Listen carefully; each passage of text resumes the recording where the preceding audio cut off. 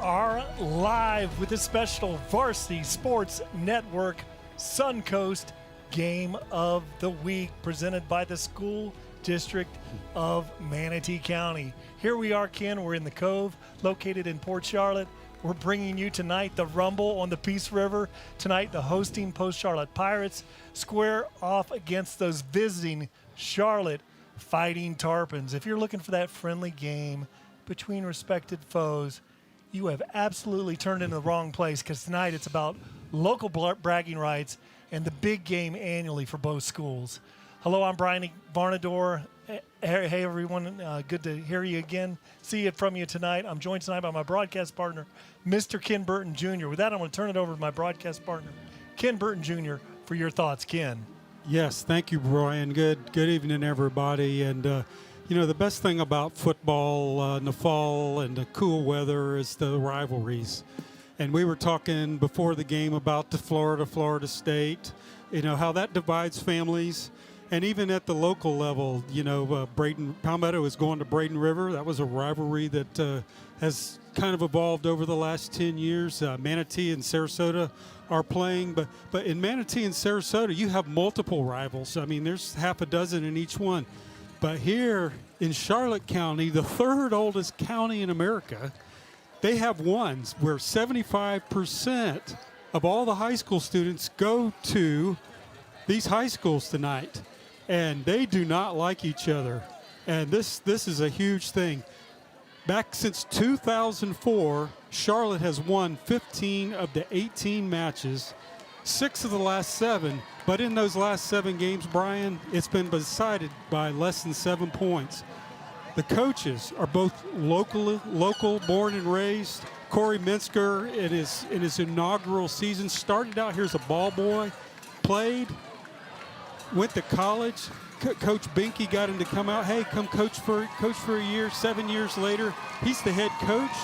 And then on the other side, Jordan Ingham grew up in Port Charlotte, a Port Charlotte graduate.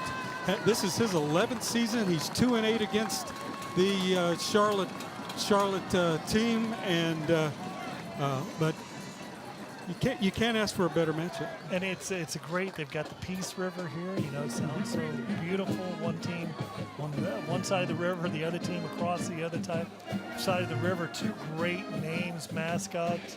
You know, and you have the Pirates and the Fighting Tarpons for you guys that are watching our broadcast from outside of the state of Florida. It's one of my favorite places to come and watch this football game. And it's very similar to, you know, what I think of the SEC West, when teams like Alabama and Auburn will play each other the weekend before the SEC championship. Or, you know, it would be the Mississippi State Ole Miss, the Egg Bowl, yeah. Iron Bowl. You know, 2 divisional teams from the same division, from the same general area. And that's what you have down here. And you can tell the crowd has turned out here. I'm seeing well over 5,000 here. Expectation there may be 10,000 people here tonight.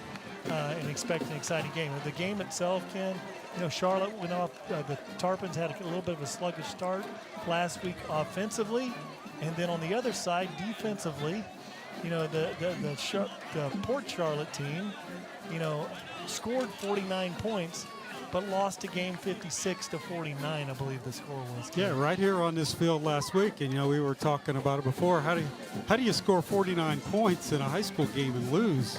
And they put up some great stats.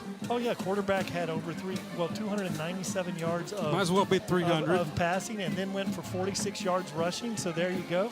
You know, you've got 340 yards rushing there, or rushing and passing out of one quarterback.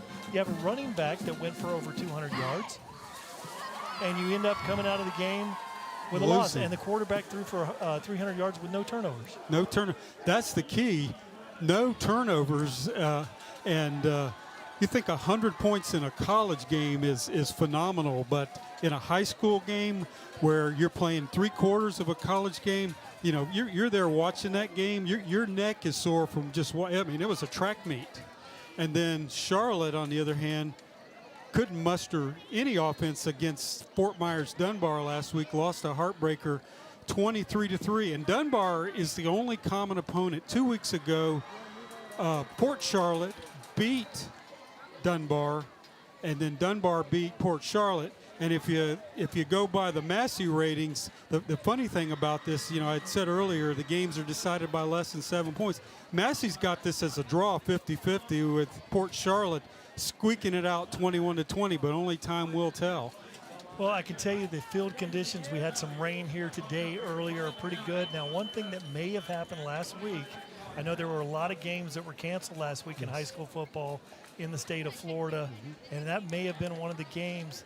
And here in Florida, you have phenomenons where it's 20 miles or 10 miles away, and you've got an unplayable game, and then just 10, 15 miles down the road, not a cloud in the sky.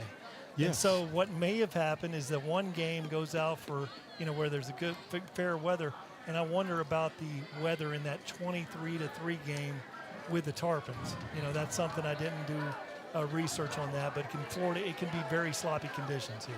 Yeah, around the country, a lot of schools will start after Labor Day. Here in Florida, they start this is already, they played a preseason game, and this is week 2. So the first part of the year, the elements play a big deal here. And as you said tonight, we've been fortunate here. We caught a little rain on the way down, but the field looks good, doesn't look beat up. And I don't think there's going to be any rain tonight. I think there's only like a 20% chance. So we should be good tonight where the field should not be a factor, hopefully. Let's let them play. And so we're going to have the Charlotte Fighting Tarpons are taking the field now. And so in this very huge game, Ken, why don't we turn around? Let's get set up here. In this huge game here, this is a press box here where Ken and I will be looking directly west into the sunset. This is one of those fields that runs north and south here in Florida, and we get the opportunity to look into that blazing Florida sunset just over the horizon. So yeah, it'll be about a quarter where we're gonna have to kind of use our hand to block the sun a little bit, but we're used to it. It happens every so often. But my goodness, what a huge crowd! I think all of Charlotte County is here tonight to watch this game. For the bragging rights. It splits families right down the middle. Not a family like yours when it's Florida State, but. I know in our family, when it's a game like that, you got half of them Gators, half of them Seminoles. And the tax collector here is a friend of mine, Vicki Potts. She was a graduate of Charlotte, but her kids went to Port Charlotte. So, oh my. Yeah, so who do you pull for? Now the senior, Thomas Forte, for the Charlotte Fighting Tarpons. He's a senior, and he kicks it off from the 40-yard line. Very nice-looking kick, and it's about 8 yards deep into the end zone. So just a great kick. Yeah, that might be a factor in the game with his foot. I mean, he made that look easy, Brian. And to take that element again, I say it every week, if you got a kicker that can put it in the end zone, that takes away your fastest guy back there that can make a change in the game. So now that dynamic Port Charlotte offense is coming out there. And, we've seen some great things by Bryce Eaton last week, throwing for 297 yards. They're going to come out in a one-back set, 2 wide receivers to the right, and a big tight end out there, offensive tackle left side of the field, and a slot receiver over there in a tight formation to the left-hand side. Running sidecar back there is the dynamic Ed Guerriere. And this time they throw a little bubble screen out there. It's incomplete pass. Yeah, it looked like there might have been a confusion who was supposed to catch that ball. They're, like you said, they're going to try to get it to their skilled people. They lit it up last week for a lot of yards. One of those guys caught 10 passes. So Eaton starts out 0 for 1 on the game, sends his slot receiver over in motion. This time he looks and he throws it out there. Nice route, and the ball is dropped there. Perfect throw. Jamal Streeter Jr. He slipped a little bit coming out of the cut. That got his eyes a little bit. He didn't come up clean with that one. Yeah, the thing is, though, it hit him right there as we watched the replay. Hit him in his hands, and I think he just took his eyes off it a little bit and made the bobble. Fortunately, it wasn't picked up because it was very high in the air. And the DB had slipped on the route back there. Now he throws the same route again. This time it's right on the stride. First down on the play. Completion goes to the 36-yard line. So Jamal Streeter Jr. Redeems himself. Last week, a big week, had well over 100 yards receiving. 10 receptions, I think $162. 152. Just running a slant there. This time they take the ball middle of the field. Great play by the defense there, the Tarpons. Long for the stop there was number 21, which was Connor Trim, the linebacker. And that was Ed Guerreri, the running back that we were talking about pregame that rushed for over 200 yards last week. Off to a slow start on that first carry. So 11:08 on the clock here. Now this time, receiver is going out in. Jamal Streeter goes out wide to the left. This time it's a toss sweep to Guerreri, and he lowers his shoulder, takes a pretty good hit there. First is number 3, Shakori Thomas. The cornerback comes up and makes a play, and really like the call on the short side of the field, and let him redeem the last play. Better blocking by his offensive line to make it third and pretty long. 3rd and 7. Now you can see the field conditions out there a little bit sloppy. It looked like the tight end moved over there on the left side of the formation. You were talking about him pregame. He is a specimen, Brian. 81. Yeah, 81. Now that's the defensive end for Charlotte there. Cale Newton. And, you know, we don't have heights and weights here, but I guarantee he's 6'3", and about 225, I would say. Long ball thrown down the boundary. Good toss. Receiver makes a great play, catches it. He's at the 30. He's at the 10, all the way down to the 6-yard line. Man, what a catch. What a catch. Great pitch and catch there. Sorry, Thomas. No, Jamal Streeter. Jamal Streeter, yes. With another great route. Had that 3 kind of tucked up underneath his jersey, kind of hard to see. But down, knocking on the door in the red zone is Port Charlotte. Saved the touchdown there. Hard running there, driving forward, and that is number 2, Ed Guerrero, the junior running back. Now, what a nice drive there. What a great way to open up the game, Ken. Oh, yeah, absolutely. I mean, they're coming out no huddle, and the deep pass, and then give it to your big back there, who just runs over and carries 3 Pirates into the end zone for the easy score in 2 minutes. 2-minute offense. Carson Bargazin awaits. There's a little bit of a high snap. Kick is up, and it is good. So the freshman, number 90 there, with a nice kick. And so 7-0 here with exactly 10 minutes on the clock, Ken. Yes, and now Charlotte is going to have to, with just scoring 3 points last week, they're going to have to at some point match this and get their offense, in high gear. This could be a track meet again tonight. The way that first drive looked. We'll see how the Tarpons make adjustments here. Man, they looked like they were mid-season form. The way they just they were in their routes and the ball thrown crisp and the blocking. And so now Brian Agustin back there, a senior, number 24 is back there to return this kick. And what we've seen here, and we'll talk about keys of the game later, the freshman is going to kick this one off from the 40-yard line. So Carson Barghausen kicks this one to the high pooch kick, and it's going to be fielded there at the 25-yard line. He's up at the 30. Oh, big hit there. And now coming up to make a tremendous hit is number 15. And felt that one up here, Brian. I'm breathing hard. Aaron Brown, just the senior defensive back.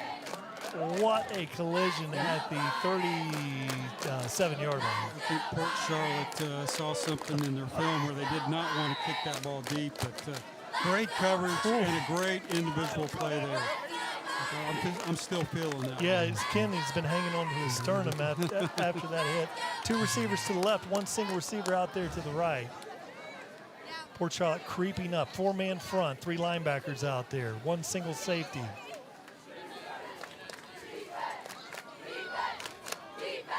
High snap, gets it that back, number 24. He's going to be tackled by 54. Really good tackle on the play by Grant LaBallister, the junior linebacker. But again, that 24, that's a number to get familiar with. That's Brian Augustin with a great run. Yes, and for a team that just scored 3 points to come out and establish that running game and moving the chains on first down is a great start.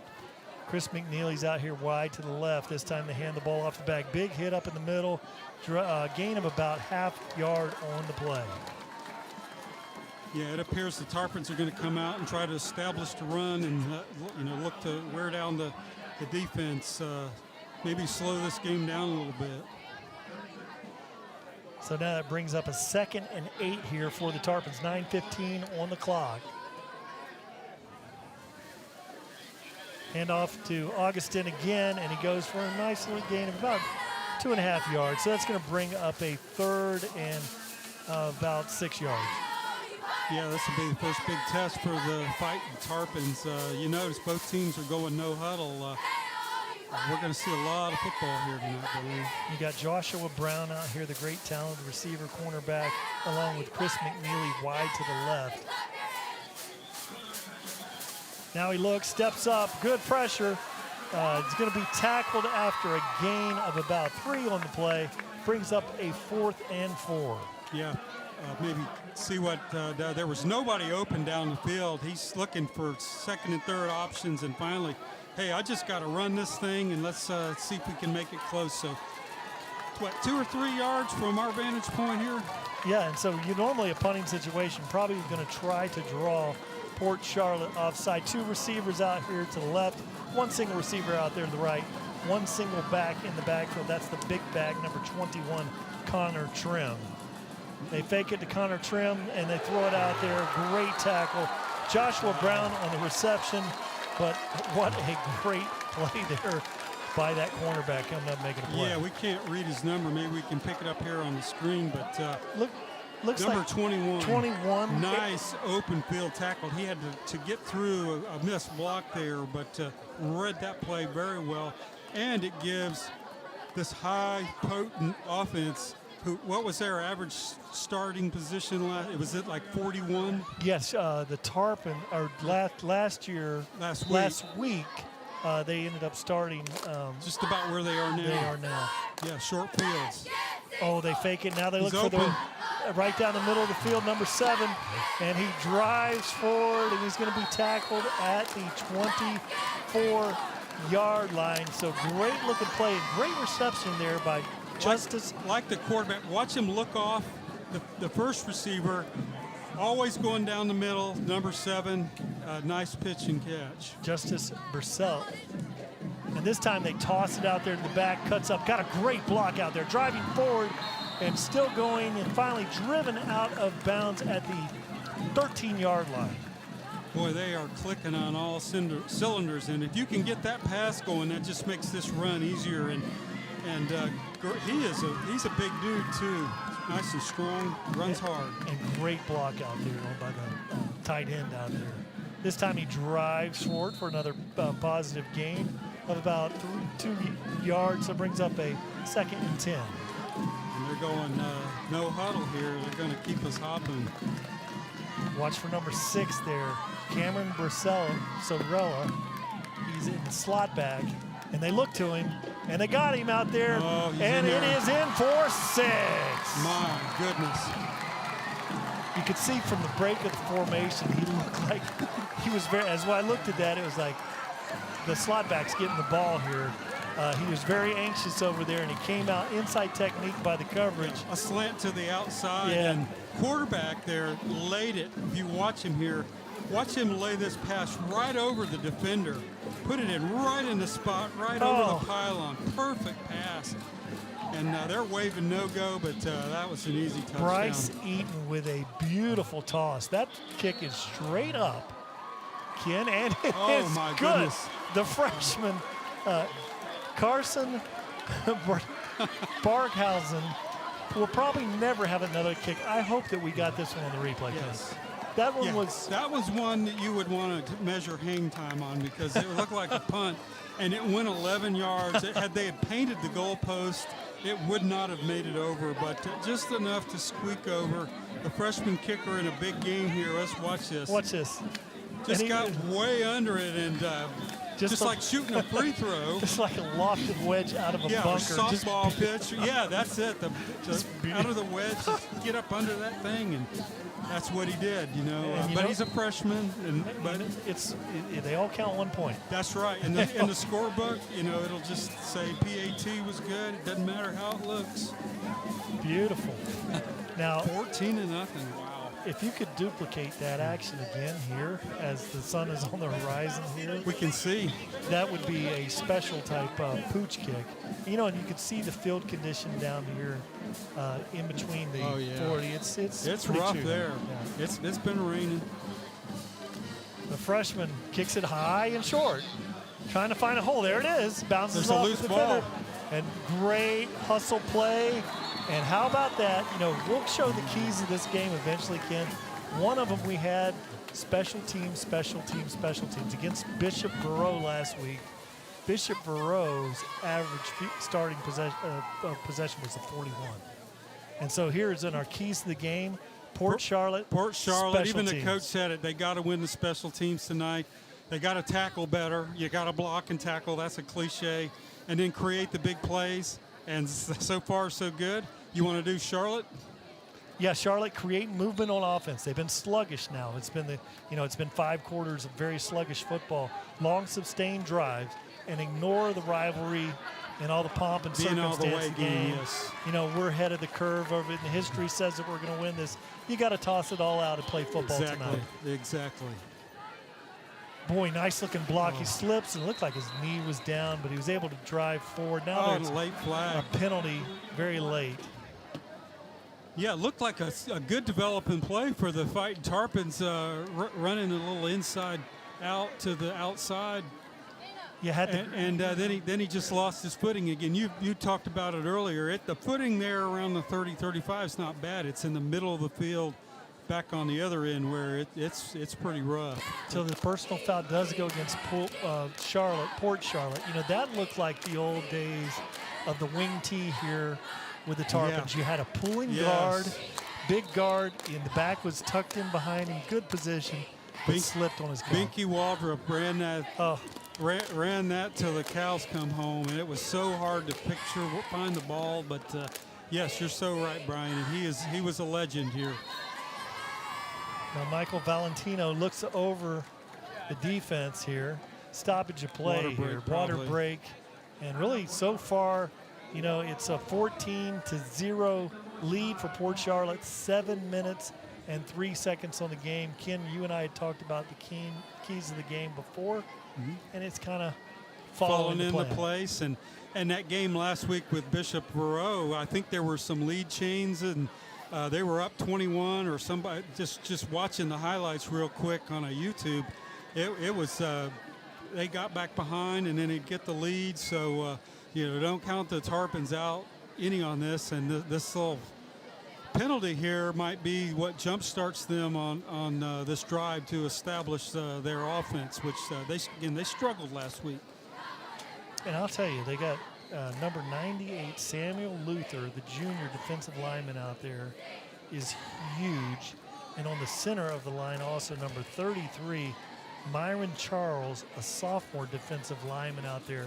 They're standing next to each other.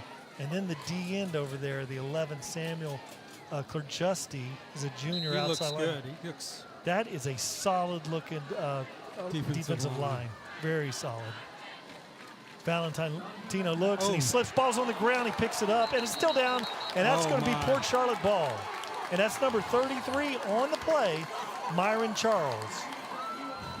That's just something Charlotte did not need to do with an unfortunate. And again, another slip. You watch the quarterback just slipping on the field, and this is, very unfortunate. That ball's just hanging there, and My goodness, Port Charlotte has an opportunity to go up here 3 scores.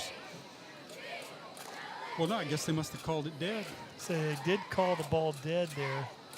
I didn't see that. And this time Valentino looks. Now he throws a flare out there. Good catch out there, turning it up. Big gain on the play. Yeah. First down. That is number 33. And that is going to be a nice catch there by Peyton McGee. Hats off to the quarterback here. He's running for his life. He finds his safety valve, number 33. Who just happened to be at the right place at the right time on the short side of the field to get that first down, and now they're in that muck we were talking about, right? And here's one thing, when you have field conditions, as you can start to see, we'll go to a water break here, Tim. When I drop my kids off and I see that they're on time and they've been delivered safely, it gives me a lot of personal satisfaction to have done this for the community. I would encourage anybody who is like me, retired, to look into this and consider, because it really has worked for me. Start a great future with the School District of Manatee County. Apply now at manateeschools.net/careers. Great ad there for Manatee County Schools. Yeah. I think I knew Mr. Taylor there, the bus driver. Yeah. I think I recognized him, Ken. But proud of our school district, where we are both products of. Yeah, 6 minutes and 10 seconds on the clock. Now, looking at field conditions here, it is wet out there. You can see it on the screen. Great picture there. And the players are slipping, which gives a tremendous advantage to your receivers, your backs, and everyone that knows where they're going.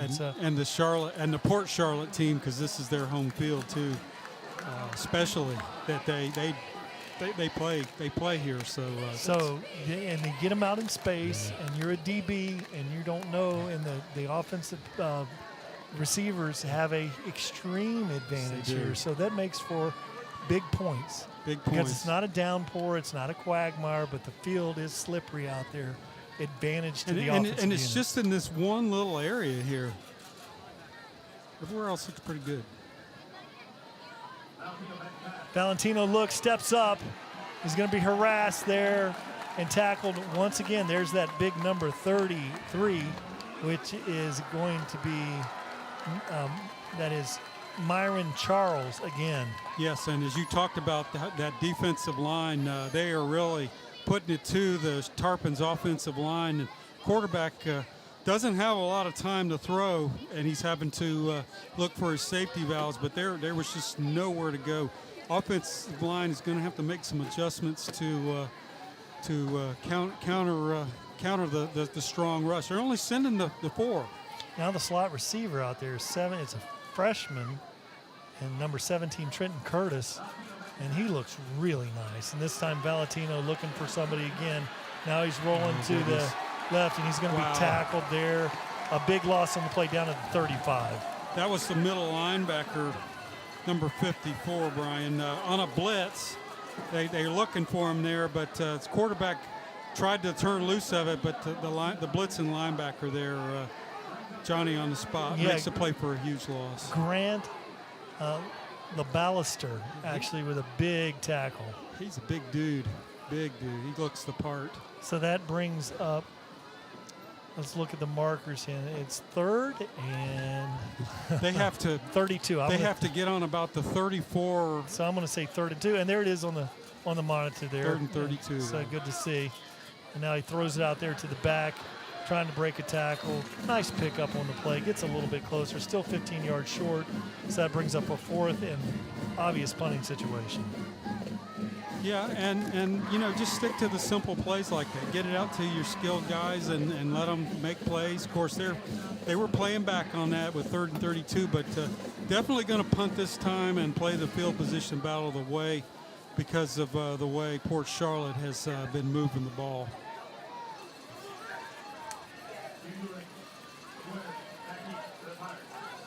Let's see if we get a good snap here.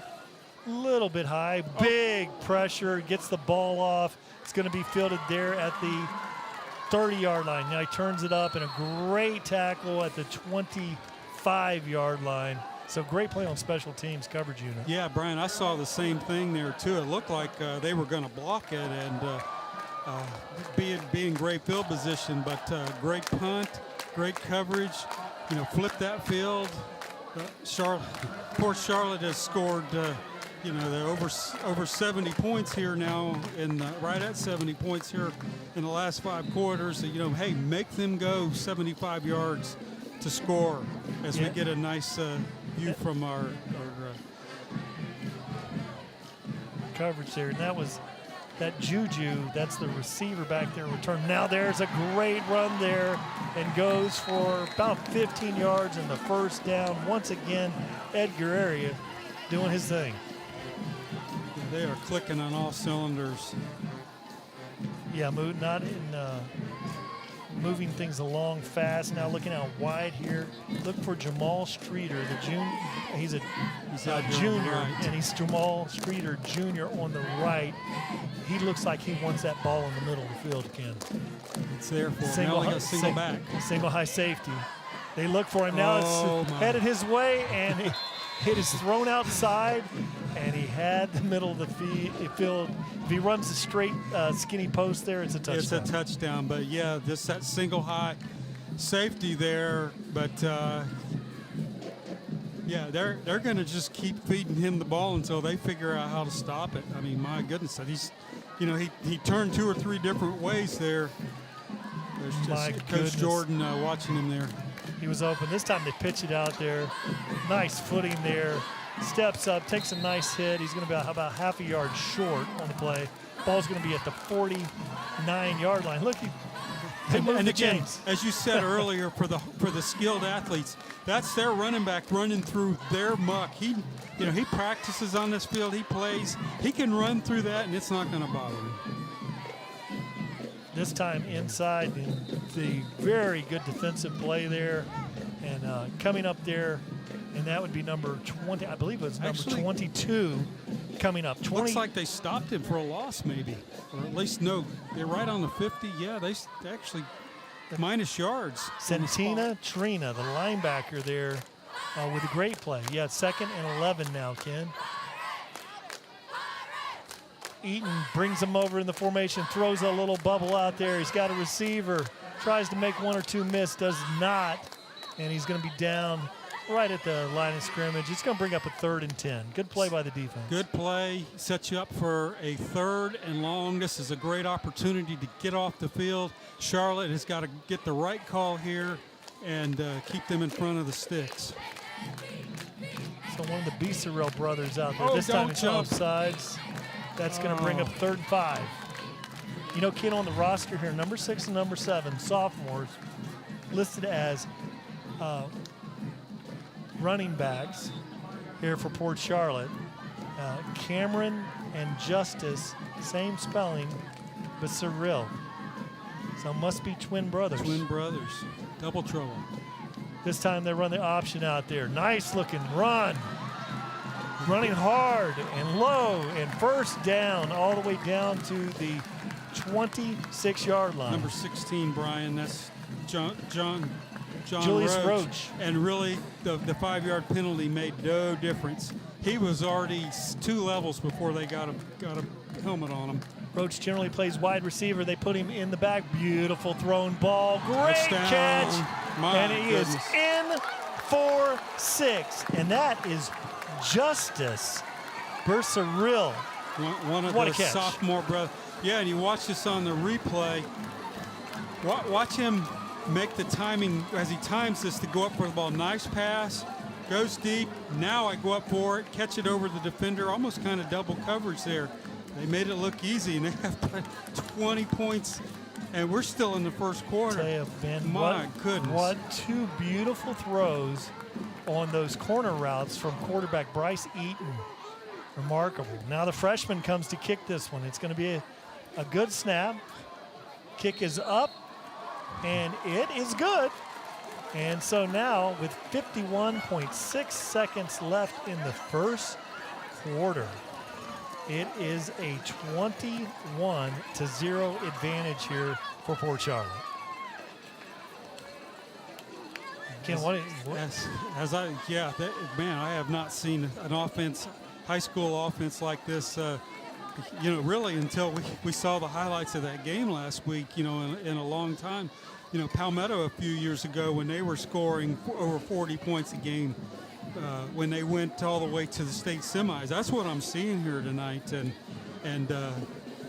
they are just amazing so far here. Charlotte has not figured out how to slow them down.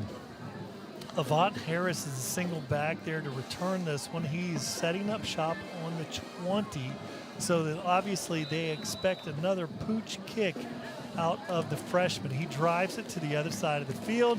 It's going to be fielded at 25, and then out there trying to get a block. Oh, great speed. He's at the 45, 50, 45, all the way down to the 40-yard line. So you see some great speed there by number 24, and we mentioned that name again, which is Brayon Augustin.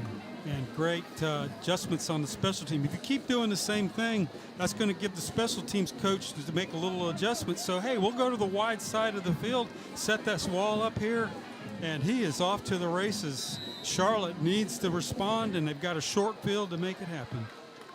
So really the only Achilles heel is the short kicking that has been seen out of Port Charlotte here tonight. Otherwise, a tremendous game. Look at this. Nowhere to go is Valentino. Throws it to the middle, and he's got a receiver, shakes a tackle, now drives to the 10-yard line. A late developing play as they run in the slant.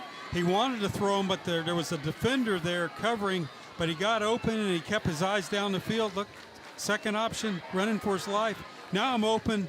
There he is, and almost scored a touchdown on that. Brady a little inside. Brady Hill stayed alive, kept looking down the field, ran to the opening, and good hook up there by the quarterback.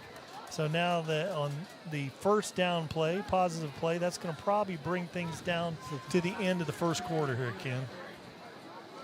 Yep, just a dive. Hey, let's just work this thing and grind it out and get that score. So second and goal now as the clock goes to 0 here in the second quarter. Fun game to watch here tonight, Ken. Absolutely.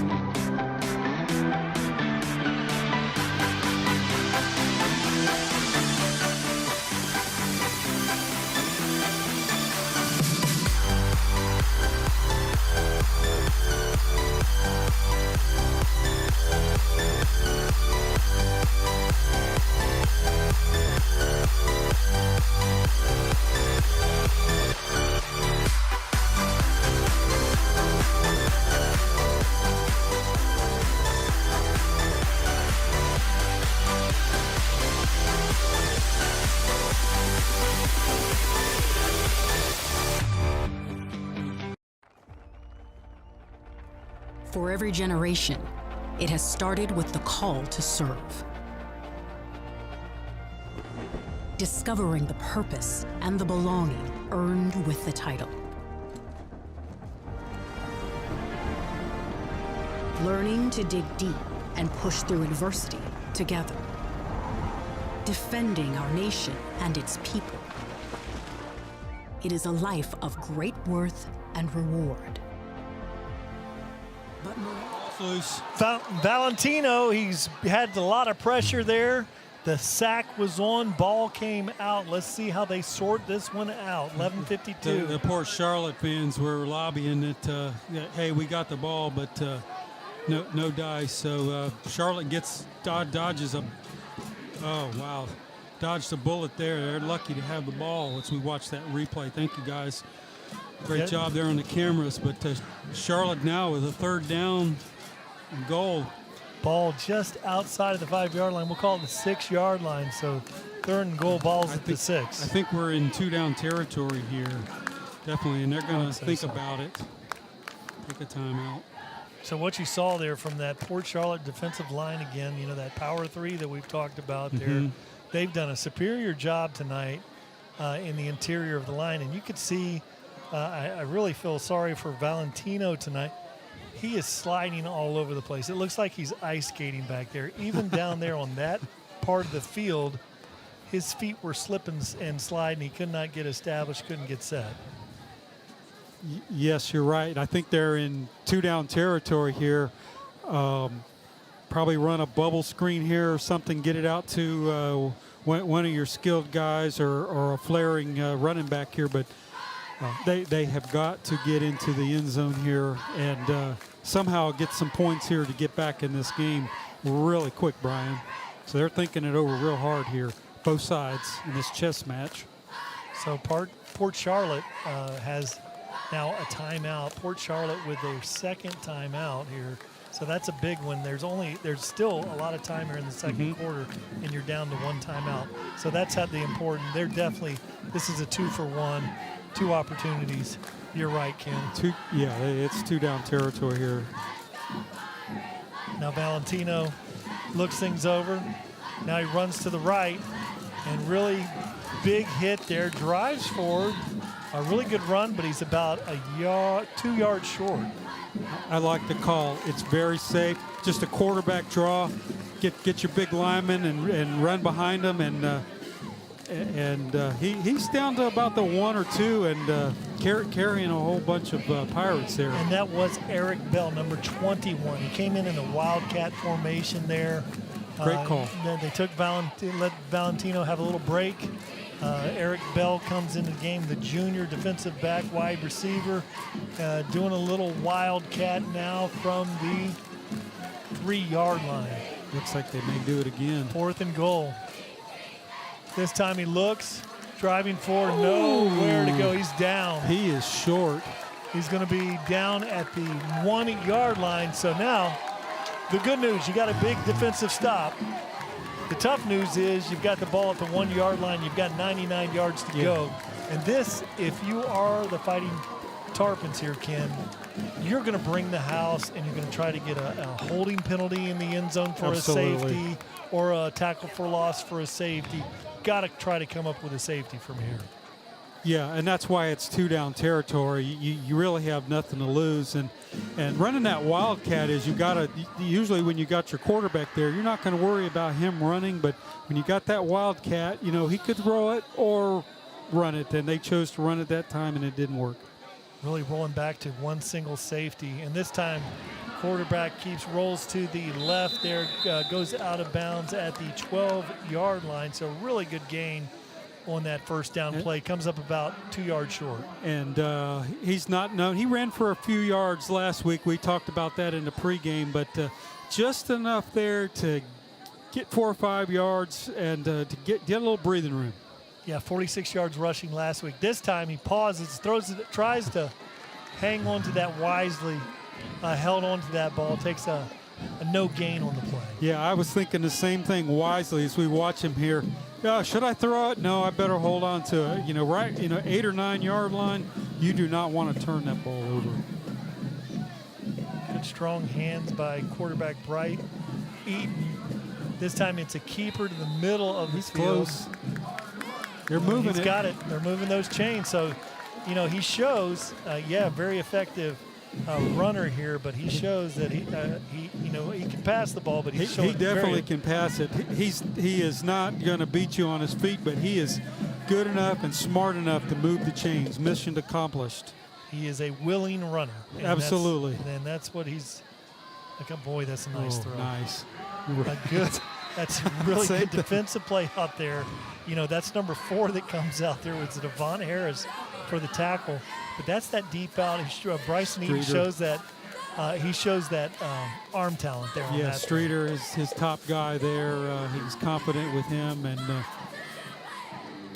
nice 5-yard gain. You throw that one 3 miles an hour less velocity, and it's a pick 6 going the other way. Great run here. Stepping up there, driving forward, and that is number 7 there, which is Justice Brisarella. Yeah, running a jet sweep. We haven't really seen that tonight out of him, using the wide side of the field.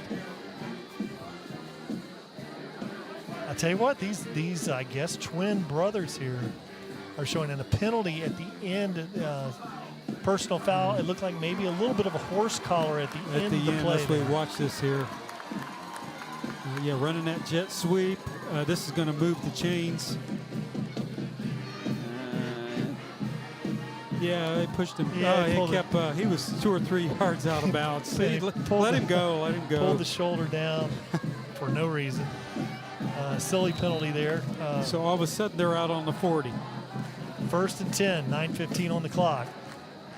Very nice run, driving forward for about a 6-yard gain on the play, and that is Ed Guerrera again. And when your quarterback can throw the ball and run the ball decent, that's just going to make your stud running back that much better and easy running that. Toss sweep to the left. Really good defensive play there. Let's get another 81. There's that tight end we talked about at the beginning of the game, and that's Cale Newton there, the defensive end tight end. Yeah, he definitely passes the eyeball test. Running on the short side of the field with that, he kept the ball to the inside there, just grabbed and played off the block, and the tackle looks like the tight end there looked like he come up a little gimpy on that, but great play. He's got the size, obviously about 6'4". Those long arms. 215, 220-ish out there. Nice and in lanky. position.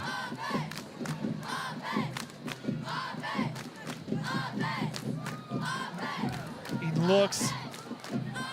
Ball is incomplete pass. Number 4 there, well defended. Avant Harris comes up, makes a play. Really could have put that one a little bit out of there. Yeah, the receivers, I watched them run down the field, and they kind of look confused. And again, they're both over, on the numbers in. That's, you need to spread the field out a little bit. I think they just got the play messed up. So 4th down, they've held them. Punting situation here for Port Charlotte. High, slow snap, rugby-style kick, low kick. It's going to be fielded there at the 25, cutting it up. Now he's at the 30, shakes one tackle, and then that is going to be brought down by number 21, and number 21 is Eric Bell making another play. Yes, that's probably the first time Port Charlotte's had to punt all season, and he was only like 10 yards, but that was by design with the rugby style, kicking that line drive down the field. So Charlotte gets the ball back with another chance. Great stop. Still sputtering on offense, trying to, hopefully they've made some adjustments on the sideline here. Let's see what they can do in this series. Valentino is back there, one back in the backfield, 2 receivers on each side of the formation, steps up, throws it out there, got a wide open receiver, is at the 50, and he steps out of bounds at the 46-yard line. Nice little play there by Valentino. Yeah, and the key to that play was he pumped to the deep receiver. He was looking downfield, that little pump there, just enough to get your receiver out there in the flats, and great call. That's Joshua Brown, gets the ball once again. And so 2 big plays in a row for Joshua Brown to the boundary over there. Almost the same play, except they just went out and threw it to him immediately and let him do his thing. Yeah, good 8, 10, 15 yards after he caught the ball. That's what you want him to do. Good block by Brady Hall on the play. Yes, also, it was. number 9 yes. out there with a fine block to give him another 6 or 7 yards. And that's a point well made, Brian. When you see receivers getting a lot of yards after the catch, somebody's out there downfield blocking for them. 2 receivers on both sides of the formation, and he's going with a wheel route down the boundary. And pretty good coverage out there. Yes. There's a flag. So incomplete pass. A little hanging on there, right there at about the 15 or 20-yard line. The referee, the back judge, was Johnny on the spot right there and saw it through the flag. Charlotte quarterback there looking good. He had time to throw the ball. Looks like they may have made some adjustments on the offensive line, and threw a nice pass down the field. You don't get the spot, you get the penalty. Thought it was pretty good coverage by the defensive back. After you have 2 quick outs out there, you get a wheel route action or an old out and up action, and he was in pretty good coverage, but called for the defensive interference there. Now he goes for very close to the first down on this running play. So we're getting some signs of life from this Charlotte fighting Tarpon offense. And you're so right, Brian. The two completions and the long pass. The linebackers got to think about it now, so that opens up the running game, and they're knocking on the door. Oh, and this time the ball's up and it is caught there. But there's a flag. There's a flag on that. Are they going to call an eligible receiver downfield? We saw some offensive linemen look like they were trying to set up a screen. The ball might have been touched. It was deflected in the air. Yeah, off an ineligible lineman. Yeah, so you called that. When it was hit off the offensive lineman cannot touch the ball first. So watch the quarterback. He's looking for the slant. Throws it. Oh, did it hit 67? It's hard to say. I don't know. And the ball was tipped. If you look at that, it was tipped by a Port Charlotte player in the middle of the field. Thank you guys for a great film there. Great coverage on the camera. Kind of a tough break there. Tough break on that one.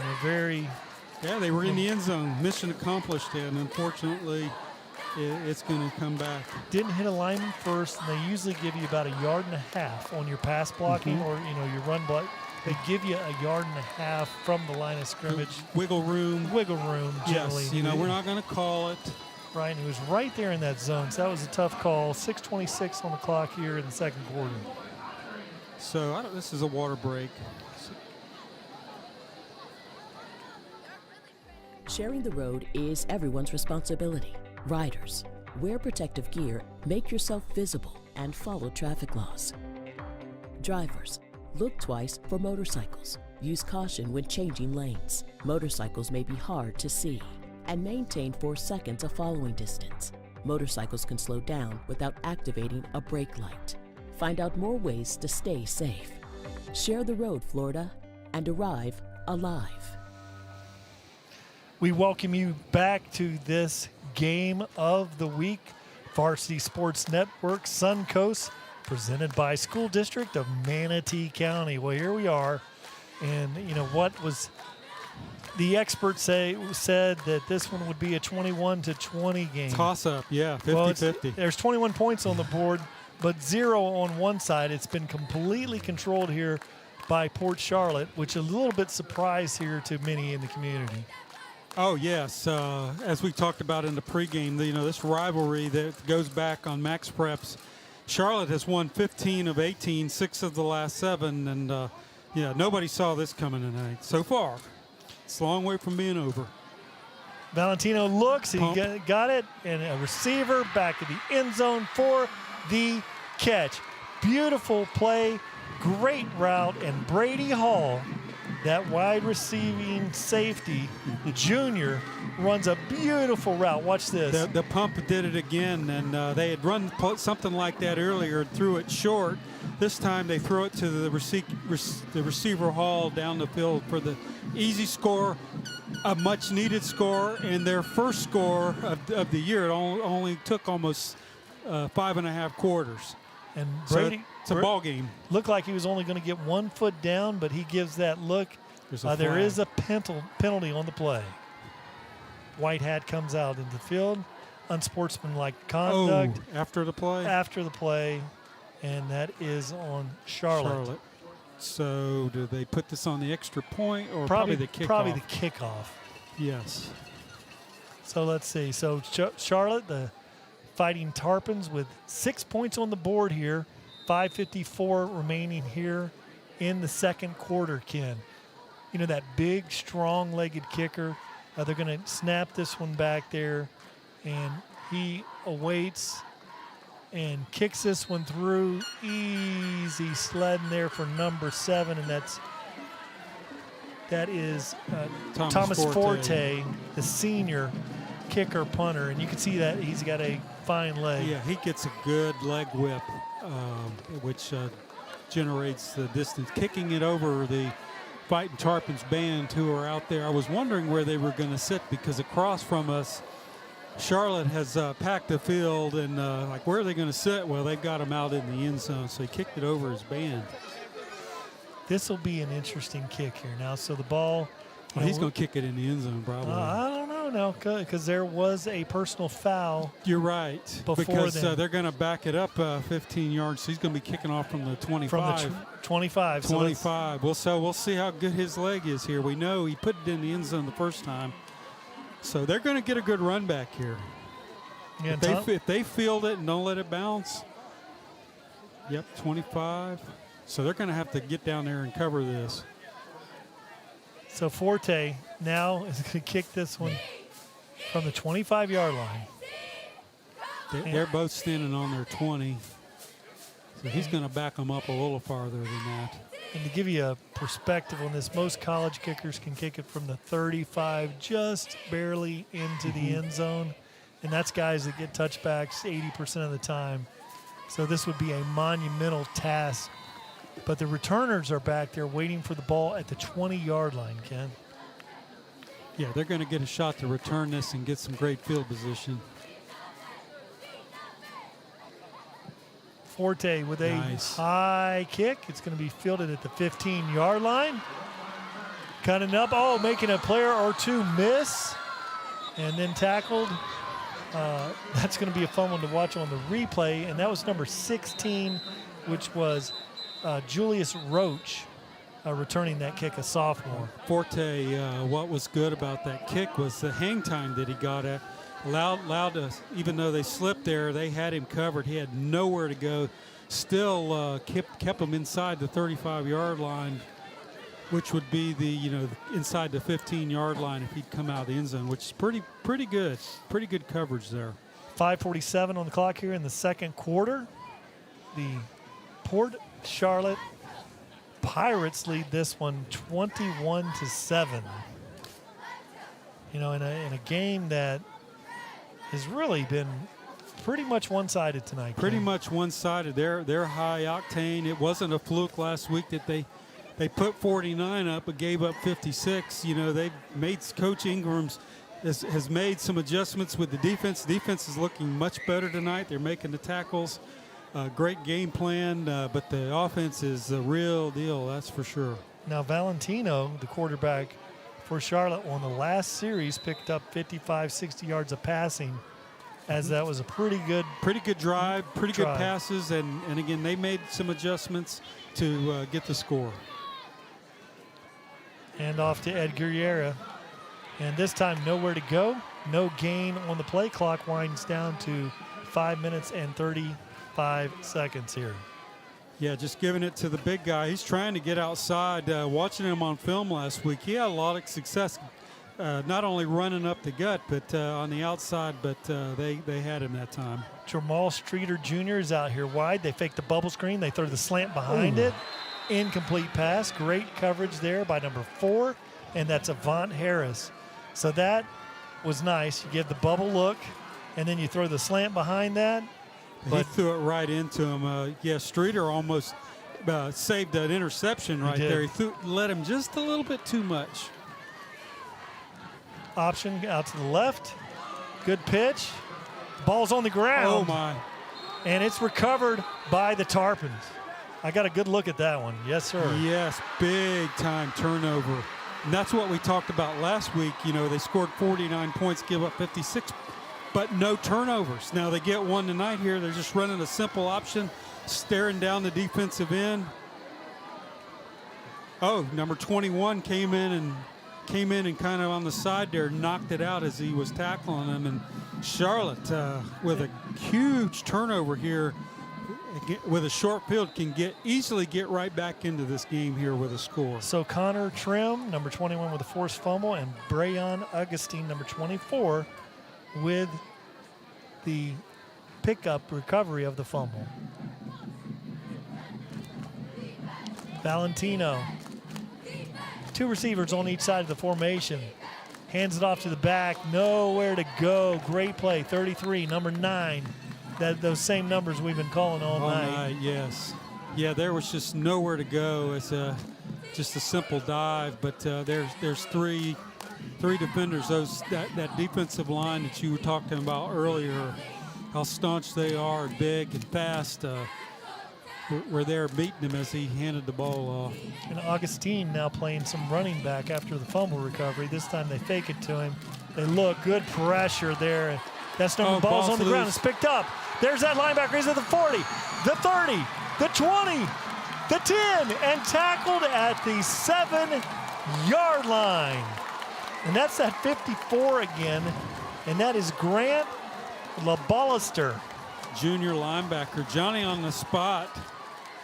trying to pump. Quarterback ran right into number 98, trying to get around him there. You see him picking it up. And great running for him there, but number 24, wow. You run to the ball. They teach the defense to run to the ball, but yeah, he did a great job as an offensive guy there, saved the touchdown. Let's see what they're now. They're bringing it back. Yeah. Maybe they called him down. It looked to me like his knee, 50-50. very, very close to his knee being down. Maybe we can get a quick replay here. Yeah, here we go. Let's see if we can. Let's watch the quarterback. Watch his knee. Is the ball out? He's still on the body of the player. Down. Knees down there. Knees down. Great call. Great camera work, guys. This time he throws it out there. Great defensive coverage, gain on the play, but that's going to stop things there. So, Charlotte dodged a bullet. They sure did. Yes, and they can still 4th and 5, 4 minutes left. They're going for it. Yeah, 4th and 15 here. Ball is spotted at the 42-yard line. Big play here. Big play. If they don't make it, Port Charlotte's going to get a short field again. 12 seconds left on the play clock. That's nice to have here. Very nice they're taking their time. 7. They may just 6, take a timeout and 5, think about this. Yeah, 3, that's 2, smart. 1. They're going to let the clock wind down, and that will be a timeout for the Tarpons. Wow, what an exchange there, and for number 24, Brayon Augustine. He recovers a fumble, gets there in the backfield. He's involved in the next running play. Then he's chasing a linebacker all the way down the field on a scoop who and had score. 10 yards on him. Makes a play. And so, Augustine is not even listed as a running back. He's listed as safety and wide receiver, but he's having a huge night tonight for the Tarpons. It's one of those quiet nights where you do a lot of great things, and it just is not going to show up in the statistics. Yeah, he saved a touchdown there. They called it later. They're going to maybe need to call on him here to do something. This is a gutsy play for the Tarpons. They've got to make up 15 yards. Now they let 30 seconds go off to think about it. They send out the punter, Forte. No, they are going to punt. They're going to play the field position. Let's see how he does putting this inside the 20. It's a good snap. High kick.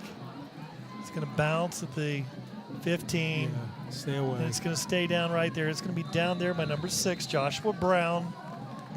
The receiver that's had a touchdown, a couple big catches on the last series, hustle down and makes play. One thing you see about high school football, you'll see the name, there may be 11 of them out there at a time, but you see one number continues to make plays in this game on both sides of the ball, Ken.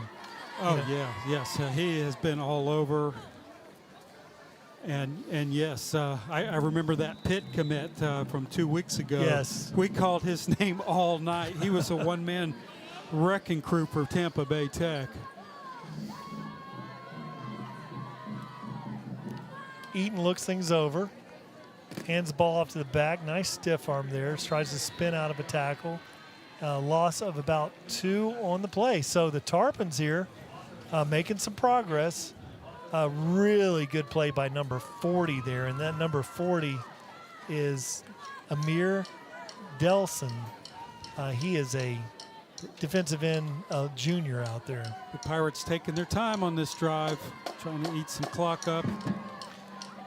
Eaton rolls across the body, great catch, and then he spins off a tackle or two, finally driven out of bounds at the 25-yard line. It's going to be about a yard short of the first down. So they go back to their bread and butter with their pass completed. Gets that first down. Gets out of bounds. It really doesn't matter. It stops the clock for a little bit longer by getting out of bounds. So you may see them try to pick it up now that they've got a little bit of room to work. And plenty of time with a timeout. And it's the Becerril brother, Cameron, that time making a play. And again, number 6 and number 7. Cameron sophomores. And Justin. Sophomores making plays. They're bringing it back. I didn't pick up the called. Yeah, we're looking down to. It's going to credit be. for the players. That He's would going have to to get be- the down. Might have been That holding. had to be a holding out there on the receiver blocking for him. Because it's going to be like Second and 20. 20. Oh, nice little tunnel screen out there. And it looked like it was going to set up with a bubble action. Then he came down toward the linebackers. Yeah, Get it to Streeter and let him make plays. had the two brothers blocking for Two him out in brothers front. blocking. Yes, you keep calling the same names, and they're all out there together. Oh, this time he's got an open receiver. And the ball is my. thrown short. Oh, my goodness, and Pick, picked off. And that is number 1 there, Chris McNeely, the linebacker, running back, safety, playing now corner. This was if he throws this ball 5 yards farther, he is hitting his head up against the goalpost. Look Yep. at that. He had him beat by 5 yards He did. there, but the ball a little short. But what I like about that interception, he comes over the shoulder and makes a grade and gives the Tarpons new life again right at midfield here to cut this down to a one-score game with plenty of time left. And that is a game changer right It there. sure is. That would be a completion for the touchdown, and that would just about put the fork in this one. But the Nope. Tarpons here are still very much alive. He's looking for that little hitch and go again. This time he's, big hit. Oh, ouch. Wow. Nice Huge hit. hit there. Yeah, he's thinking about that one a little bit. Is that number 9? He's okay. We're getting a number on that. Let's watch. Trying to. Number 5. And number 5 is Arante Wesley, junior running back, playing some linebacker out there. That was Wow. vicious.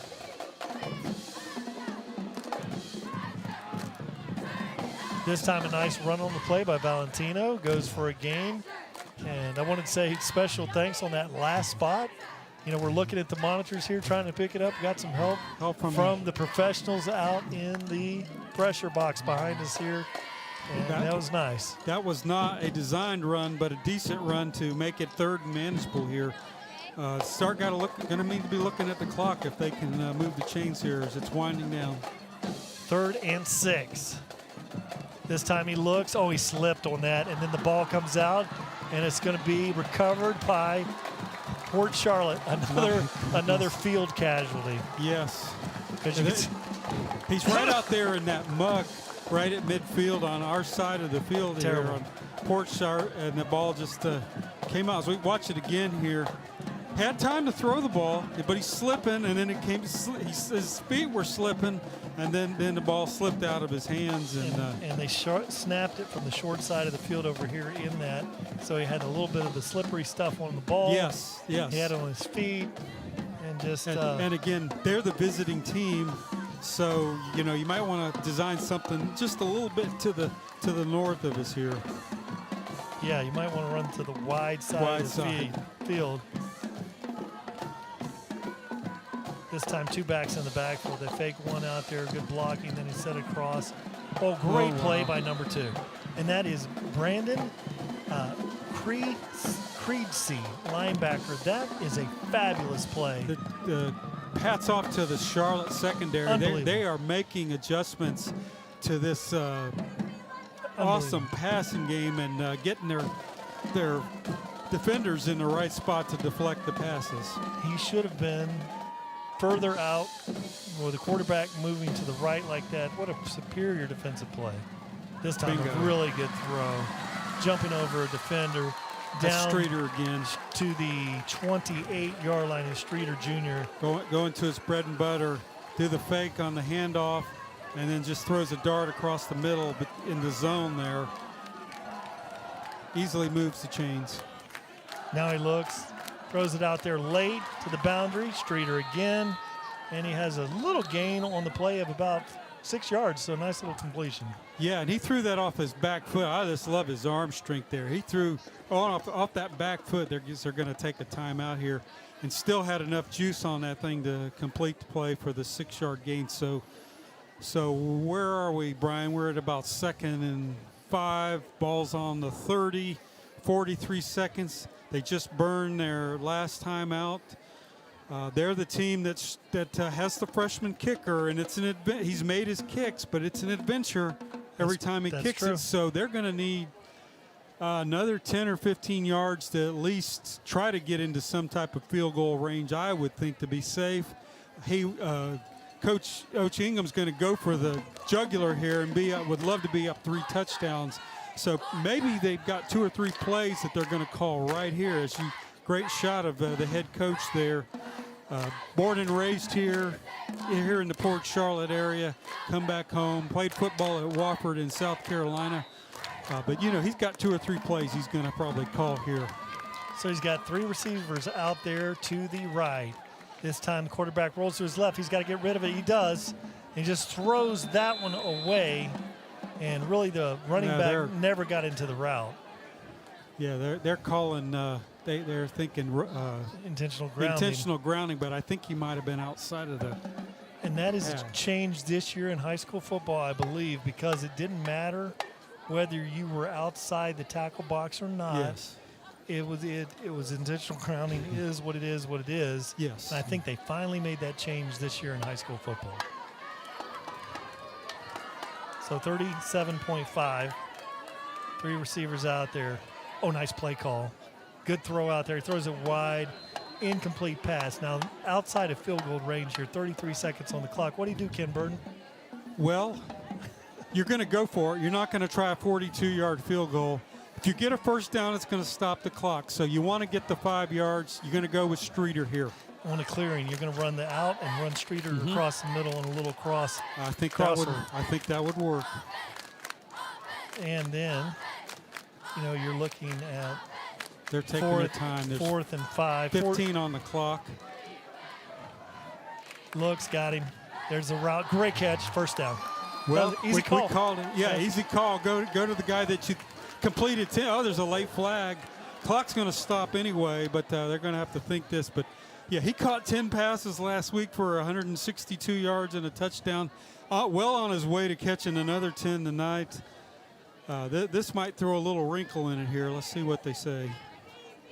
Personal foul against the the offense and against the defense. It's going to be offsetting after the completion of the play. It's going to be first down, Port Charlotte. So that's just that's the hometown rivalry here. They're just jawing a little bit, maybe a little pushing and shoving. Tempers flaring. This isn't what Charlotte was hoping for. So anyway, they call them on both. So first down, 27 seconds, plenty of time to run a lot of plays, especially with this high-octane offense. And a lot of things they can do to open this play, but probably not going to run the ball. 20 seconds. It's running. They started the clock. They're going to run the option. Keeps it this time, and really a smart play there. And he stops the clock. Well, they stopped it now. Stop it now with 11-8. So they took their last timeout, I believe. So I think maybe getting in possibly field position here to kick the field goal. It's putting the ball on the 13-yard line. You're talking 30 yards right now. That might kind of be right where he is, the freshman kicker. He's made all of his kicks tonight, but every one of them has been different. But it's 2nd down and 7 on the marker. So you can run one play. This quarterback looks like he could probably know when he needs to throw it away, and give his kicker a shot here. But to run one play, you're going to have to throw it in the end zone. You don't want it in the middle of the field. And you wonder why would you burn or squander a timeout here. I'll show you exactly why, Ken. As we look down there, you can see on the 15-yard line, and you can see in the middle of the field down there, it is sloppy. I see what you're saying. If you look at this side in the middle of the field and on the right hash, looks very nice. Yes. So, if you're going to take it, you're going to take it in the 4th quarter from this side of the field. Absolutely. Absolutely. 11.8. Throw it. It hits the lineman. Ball's up in the air, live ball. Don't catch it. Now, that should be illegal receiver downfield, right? Well, you don't want to catch it because I know, but there's the flag. There's the flag. It hit the offensive lineman, and it is an illegal receiver downfield. Boy, that's a tough break. That was a tough one. And And, they don't practice catching the ball, so when they see it, and they're the only ones who are, I'm going to catch this thing. That's just what human, you're just going to want to do that. And that one hitting right between the 55. Let's watch this again. It looks like, let's watch for the deflection. It's 55. Looks like he's throwing down the middle. Took a throw of number 7, hits him right in the helmet. Yep. 52 there. Some of these linemen can play all 4 years of high school and never touch the ball. So maybe get 2 plays here, Brian. It's going to have to be 2. The first one's going to have to be real quick. Ball's on the 13. So still looking at a 30-yard field goal. No more timeout here. Yeah, so. It's going to have to be quick. Look at Streeter here, who's on you right here on that sideline camera, and now on the left side of the screen. Look for him to go. It's 3rd down. I'm running the ball wide side of the field. That's going to stop the clock and then take your extra point or take your field goal on the other side of the field on this wet field. Run the ball to the wide side. Did they have a timeout? They don't have a timeout. No, but it takes forever to spot. This is 3rd down, right? 3rd down. Mm-hmm. 7 to go. Right. 3rd and goal. You don't make it. Clock stops. How's it going to stop? If they get out of bounds. No, you're going to stay in bounds. And it'll be 4th down. So I'm saying. On a pass? Yeah, just run the ball. Run the ball to the left-hand side to the wide side of the field. Okay. And then the clock is going to expire, and then you're going to get a chance for that extra point. It is 3rd down, right, Ken? 3rd down, yes. Okay. 2 down territory. He looks to the left, throws it out there. There's Streeter. Incomplete pass. Now there's the incomplete pass. So 1 second on the clock. 2.8 here officially. So went to the main guy there. He's a little frustrated there. Great sideline shot. So now you bring in the freshman kicker. Now so and it's been an adventure, but he's made his kicks. 30 yards. It's makeable. It's a little dark out there. Yes, it is. There's a lot of shadow there. There's a little bit of mud out there. It's going to watch him playing his foot. That's going to determine if he makes it. And it's blocked. And it's going to be picked up. Run down the sideline. You don't want him to score. And there's a hustle play. Finally driven down at the 47-yard line. That almost turned into a disaster there. That's what you don't want is a blocked kick where you could go up 14 points and all of a sudden it's a 1-score game. Number 2 there on the block for Braden Craigshield. For the block. Yeah, Braden Craigshield. That's KREJCI. And as we talked earlier in the game, one of the keys of the game was the special teams. Coach Ingram was worried about, and coming in there and blocking that kick nearly cost them, but they were able to keep them out of the end zone as we end the half. And this is a classic from what we talked about before the game, last weekend. We'll take it down and take a little break here, Ken.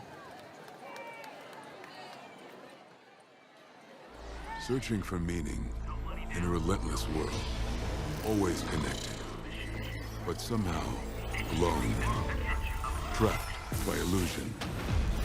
We offer another path, where the battle to belong begins.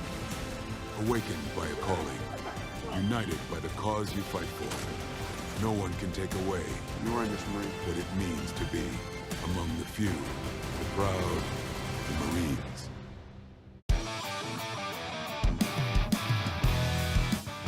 We are very good at what we do. What we love most is when our customers come in with an idea, whether it be a vehicle wrap, trade show display, wall mural, floor graphic, doesn't matter what it is, and we get to run with it and make it happen. One of the most exciting products that we have to offer are our vehicle wraps because we're so good at them. It's in our name.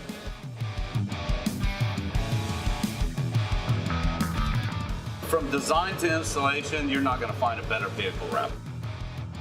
We treat every vehicle as its own canvas to create a design to maximize exposure for our customers. When they see it for the first time, we can tell we just nailed it. Bam!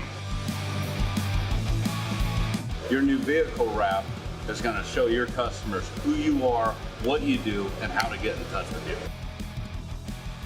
We have the best installers in town, and because we're a 3M certified installation company, we use 3M products on all of our vehicle wraps, and we guarantee our installs from start to finish. So our customers walk away knowing they're getting the best service, the best products, the best material, the best installs, the best of everything. We know what we're talking about.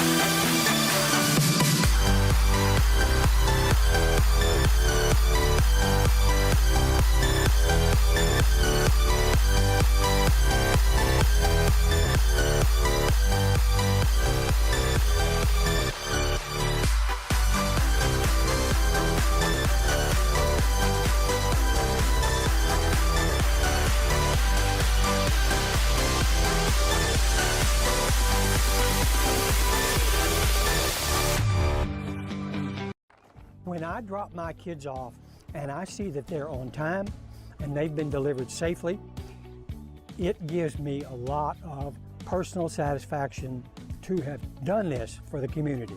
I would encourage anybody who is like me, retired, to look into this and consider, because it really has worked for me. Start a great future with the School District of Manatee County. Apply now at manateeschools.net/careers. In sports, we wear all types of equipment to protect ourselves from injury.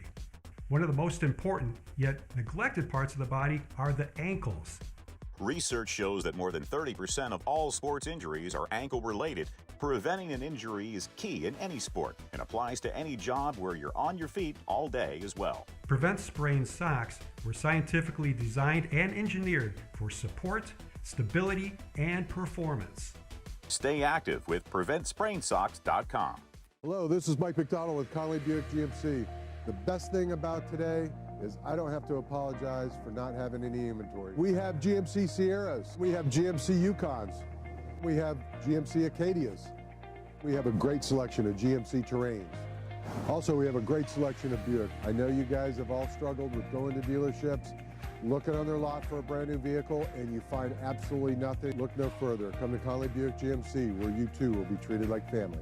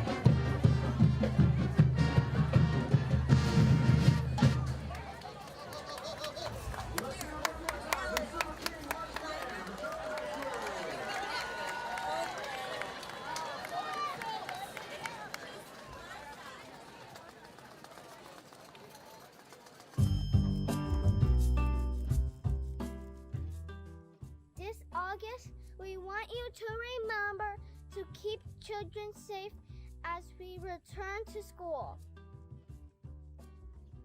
Always stop for stop school buses and obey signals for walking cars. Remain alert and do not use a cell phone in school zone. And remember, car seats and triangle restraints only work if they're used correctly every time. Have your pipe. The temperature on the roadway.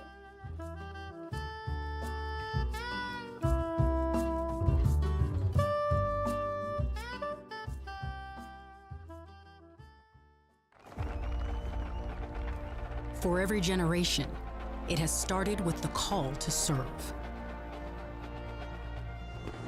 Discovering the purpose and the belonging earned with the title. Learning to dig deep and push through adversity together. Defending our nation and its people. It is a life of great worth and reward. But Marines are never really finished serving. Their commitment comes full circle, visible in communities across our country. This is Semper Fidelis, always faithful, always Marine, marking a path for the next generation.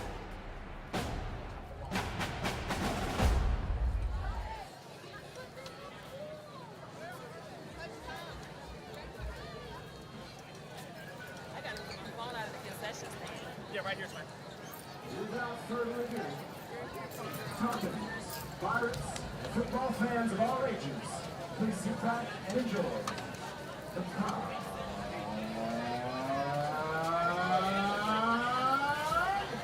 of Port Charlotte.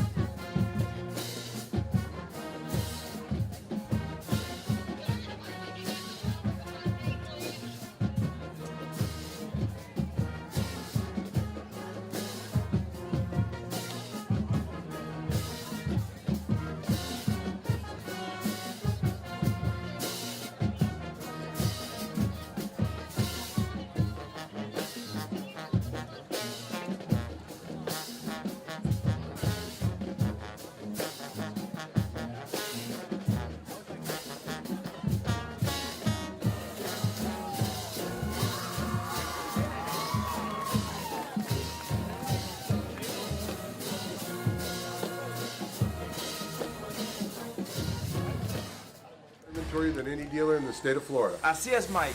El inventario más grande en el estado de Florida.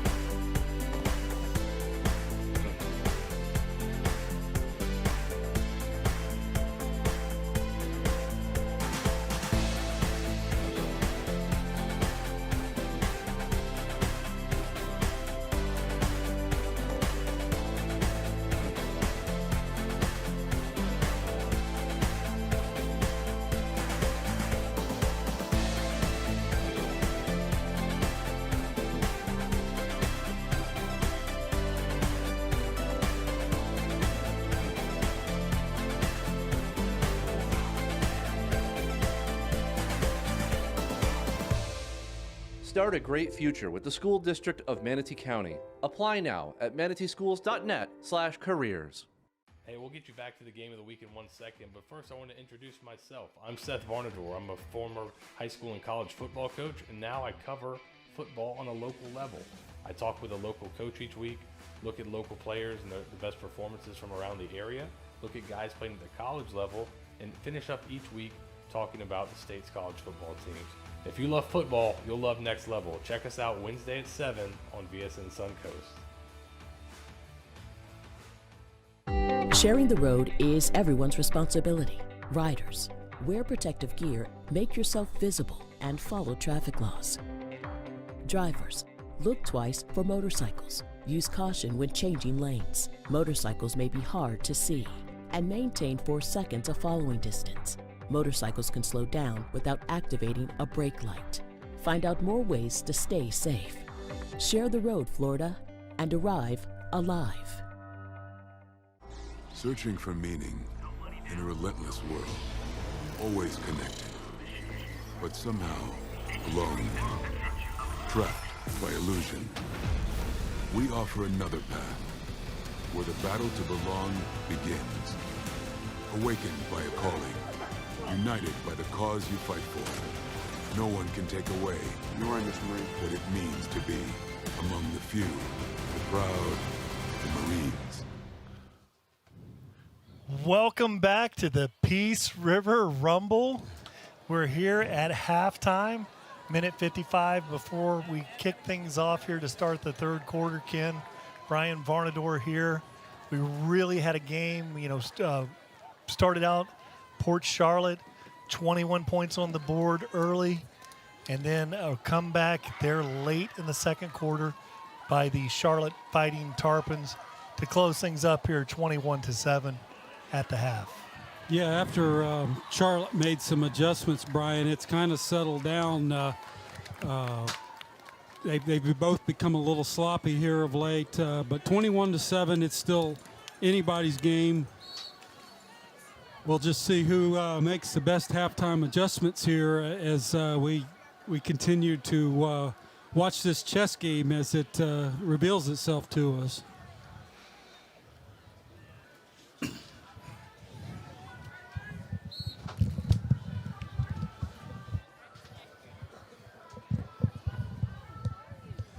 Yeah, so Ken, it was a classic matchup there.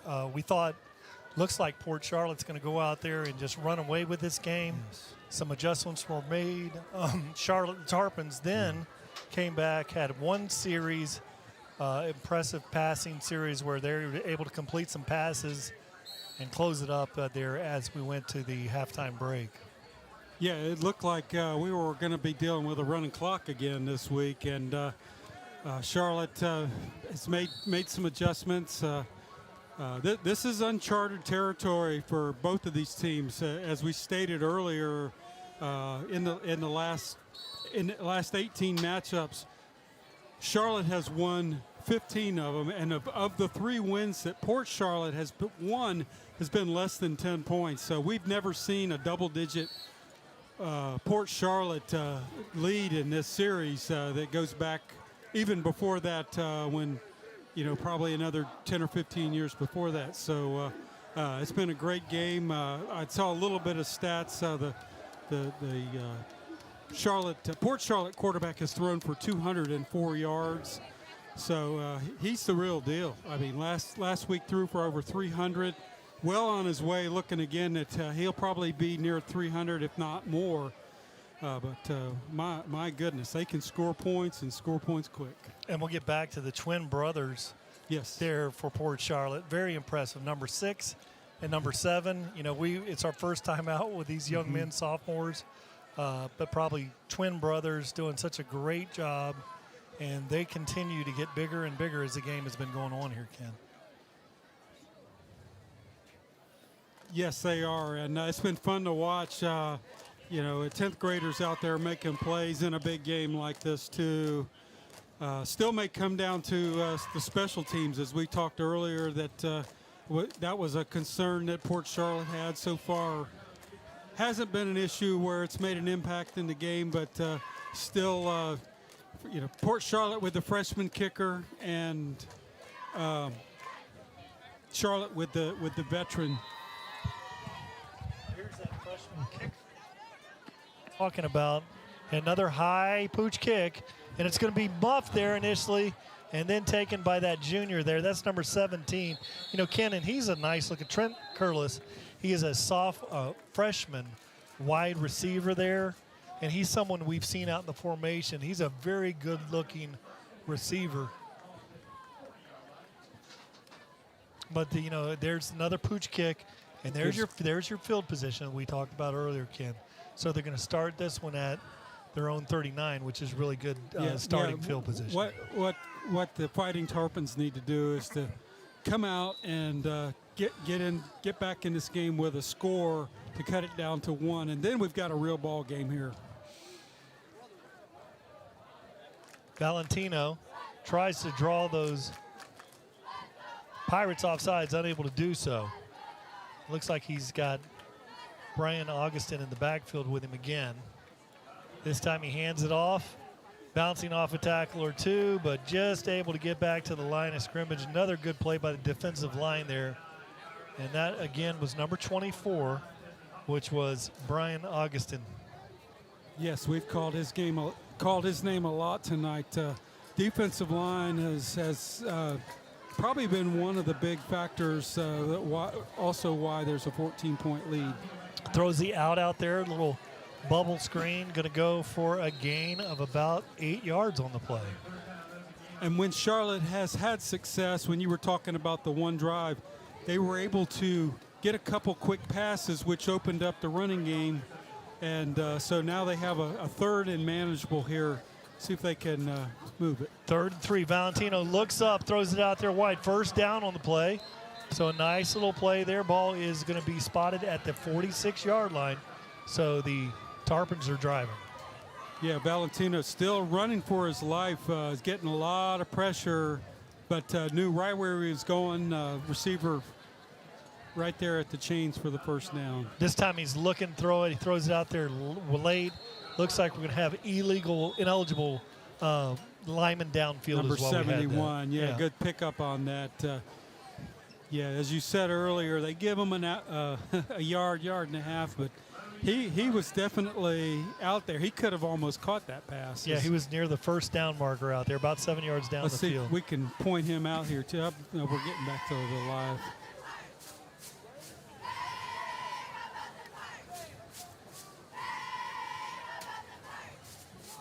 $10 minutes and 51 seconds here in the third quarter. Now they're going to mark this one off. So the ball will be downed at the 47-yard line. First down and 15. 2 receivers on both sides of the formation. Valentino looks, scrambles out there, throws the ball's tipped, an incomplete pass. And you can see out there, number 15, Luke Wadsworth, struggling out there in the muck, trying to. Yeah, he has no. No chance. Again, that's a home field advantage for the Pirates. He just can't. It's like quicksand out there, Brian. Yeah, just nowhere to go. It's just really hard to deal with. And the faster you try to get out of there, the worse it gets. And this time, 2 receivers on both sides of the field. Valentino looks, rolls to his left, throws it back over the middle. Wide receiver is open. Nice completion down to the 36-yard line. So nice positive play. Yeah, and a much-needed one. And he let the receiver clear the muck and then threw it between the 2 defenders to move the chains. Just enough for the first down. Absolutely. There, so 2 receivers on both sides of the formation. Big back in the backfield is Brian Augustine back there. Valentino looks around the field, looking out to his receiver, slot receiver on the right side. Hands it off to Augustine. Nowhere going. He goes for about a 1.5, 2-yard gain. Yeah, still trying to establish that run here. It's going to be important as we play down this second half. Running in that muck also doesn't help. Just running into that stout defensive line here, number 97. King Justice. King Justice. What a great football name. What a name for defensive tackle. King Justice awaits in the middle of the field. Love it. Valentino now, he's got a lot of room to run, but he throws the long ball down there. And it's going to be incomplete pass. You know, great job by both the receiver and the defensive back over there. No penalties on the play. Yeah, rolling out to the right. First he's looking to the left, rolling out to the right, and hey, I'm just going to chuck this thing up, 50-50 ball. Good to take a chance. This great job by both the defender and the receiver there. Looked like he could have picked that one up with his feet. Just running to that first down marker. He was kind of uncontested there as he went around the corner. Brings up a 3rd and 9. Now he looks, throws it out there, and wide, incomplete pass. Now that'll bring up a 4th and 9. Ball is spotted right at the 37-yard line. Looks like a punting situation. Yeah, they're still out there. He had his receiver open there on a down and out, right there at the first down marker, but just led him just a little bit. So he's had time to throw these last 2 plays. That one on that pass and on the long ball, rolling out to the right on the good part of the field. He's had time to throw. Wadsworth and Brown are out there wide to the right. He looks left, tries to step up into the pocket. Now he rolls, takes a big hit, and the ball is caught, and the helmet goes off the player, but that's bring up a 1st down. And that was number 14, which was Darrell Owens, the junior, with a big completion. What I liked about the quarterback there was he still threw the ball. He knew where the line of scrimmage was. He almost like he was going to have to run, but he knew he had a little bit of time left behind the line of scrimmage to throw that slant, and threaded the needle there. So a big play for the Tarpons there as they move the chains, and they're almost inside the red zone, Brian. Yeah, and a big injury for the second there. That's 98, which is Samuel Luther, the big junior defensive lineman. Looks like they're trying to adjust a snap there on the helmet, but he's unable to be in there on this play. 9:18 on the clock here in the 3rd quarter. 1 single back in the backfield. That's going to be Chris McNeely, the wide receiver, in the backfield now. They fake the handoff. Quarterback keeper takes a big hit there, and that looked like they slipped in there with the Tyshawn Presley, linebacker, running back, got in there for one play too. So the quarterback decides to keep the ball and running on the right side. Not a blazer, but decent yardage there as they get the first. So that's 2nd and 7. 2nd and 7. Tyshawn Presley moving the ball to the inside there. Nice gain on the play. It's going to be about 1.5 yards short of the 1st down marker. So something here there's a lot of options in the playbook here, so it'll be interesting to see what the Tarpons dial up here. Definitely 2-down territory. Yeah, they said his knee was down, so that brings up a 3rd and 3 here. Tyshawn Presley rolls to his right, being harassed by that linebacker, throws out there, dropped, incomplete pass. Good pressure by the linebacker, but that's just a drop ball, Ken. Yes, and the quarterback throwing it off his back leg there, running for his life. That linebacker chasing him right there. You just got to watch it all the way in. So 4th and 4, and I don't see the kicker out there. Yeah, Grant LaBallister has had a great game, linebacker 54. Quarterback out there, number Tyshawn Presley, number 8. Looks, now he rolls, and he's going to be tackled, sacked. He will not make it, so that's going to be a turnover on downs. Port Charlotte ball, as the Port Charlotte fans are loving it here in front of us, Ken. Yeah, they're playing bend, don't break. You know, they've only given up 7 points all night just on that one drive in the second quarter. Last time when they needed the conversion, the quarterback was able to slip a pass in at the last second to thread the needle, and it just wasn't there this time. So nice drive, but 0 points out of it, and we get to see Port Charlotte for the first time this second half. And there's that defensive back, Brian Augustine, back there in a single high safety. It'll be interesting, the matchup with Jamal Streeter out there. They throw it out there, and Streeter has the ball, steps up. They try to rip it away, but he goes for a gain to the 20-yard line. So it's going to be about 5 yards short of the first down. Positive yards on first down is always a great thing. Streeter is, if I can pull his stats, he's caught quite a few passes already. And again, as we said last week, had 10. And that's one of those you could almost see it coming. Boy, there's a nice run. It goes for a gain of about 3 on the play. It's going to be right at the marker. There's the first down. Great run there. Great effort. He's almost bear crawling his way to the first down there. Just nowhere to go, but just enough to nudge forward to move the chains, which is the most important thing. Ed Guerriere once again. Big play after big play tonight. Streeter in motion. Hands it off to Guerriere. Looking for a crease. Not much there, but he goes for a gain of about 3 yards on the play. 3 yards and a cloud of muck or a cloud of dust, whatever you want to call it. But again, positive yardage keeps the playbook open to do a lot of things as they're marching down the field, Brian. 6:54 on the clock here in the third. One single back. Toss. Guerriere. Big run. Hits the edge. And he goes out of bounds at the 49-yard. Well, they're going to call him out at the 46-yard line, Ken. But the most important thing is they just changed the offense a little bit. Hey, just give it to your back on the outside, and they had a nice little hole for him, and great north-south runner and carrying 2 people out of bounds, moving the chains there near the midfield mark. Watch the H-back over here to the right side of the formation. They follow him, then they throw it right to him. And that's the play we saw earlier, and kind of felt that one coming. That was Cameron Berciril again. Yes, and he was open. They kind of set that play up with the runs, and it was open. Quarterback just led him just a little bit where I couldn't quite get it, but nice play call. We are at the perfect, we've seen that formation twice, and at the break, at the snap of the ball, we were saying that is open. You could see it. It looked that open, and 1 for 2 on that completion on that particular play call.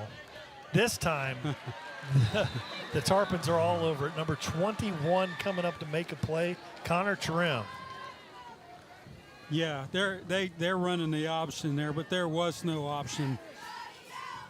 They sent the house that time, and they timed it just right. And one of the few losses that they've had tonight. So brings up a 3rd and 15. Wide here to the right is number 3, which is Jamal Streeter Jr., along with number 6, which is Cameron Berciril, and number 7 out there too. So 6:04 on the clock. Port Charlotte lead this one 21-7 over the Tarpons.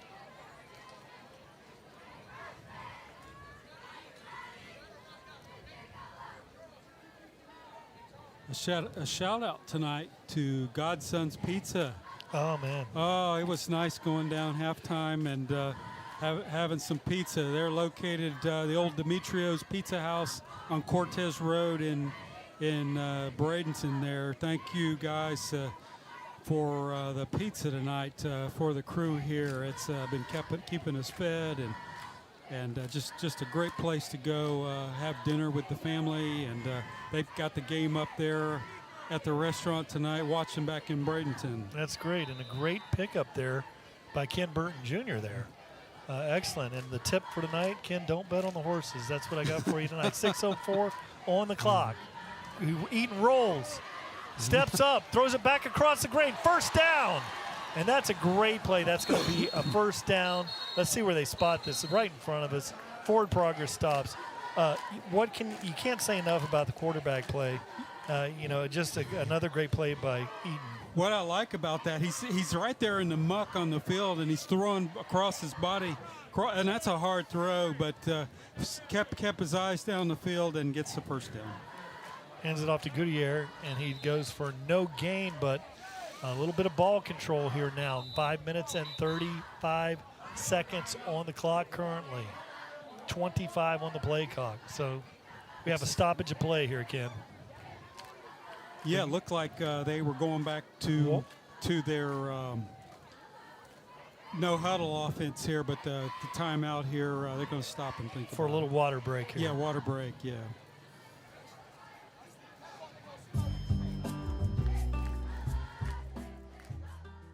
This August, we want you to remember to keep children safe as we return to school.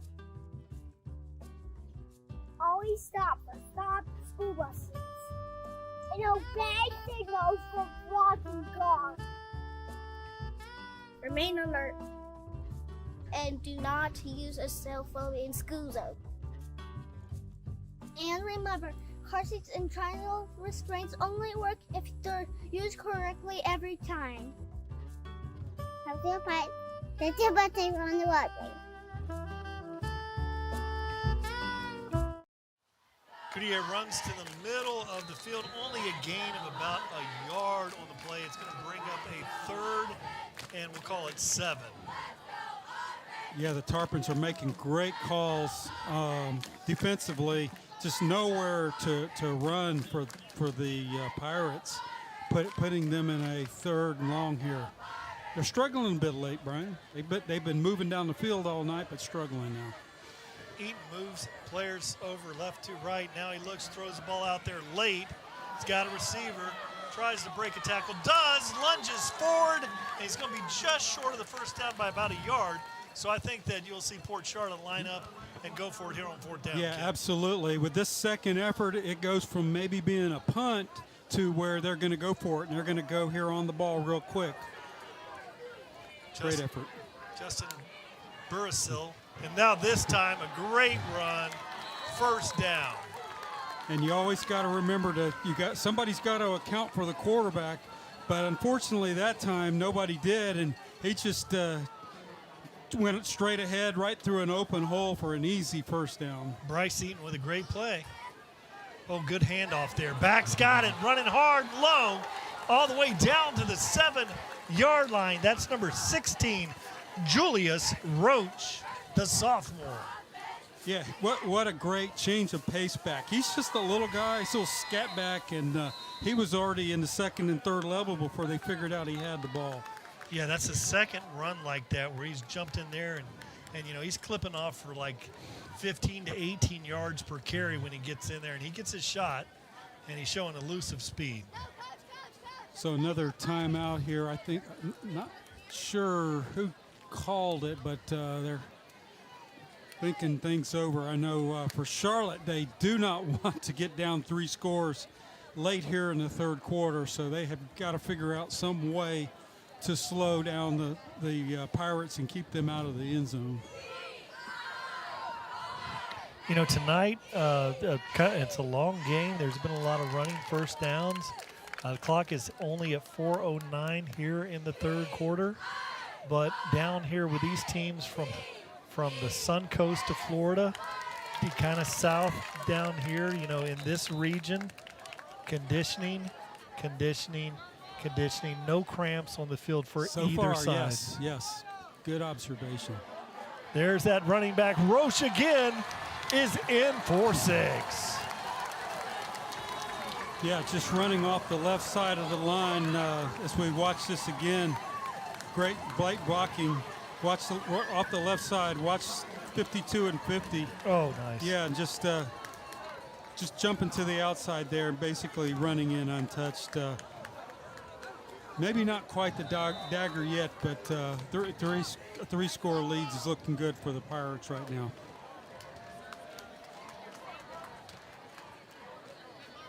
Berceril will hold this one. Nice. Well, it's a high snap. Kick is up, and it is good. The freshman strikes again.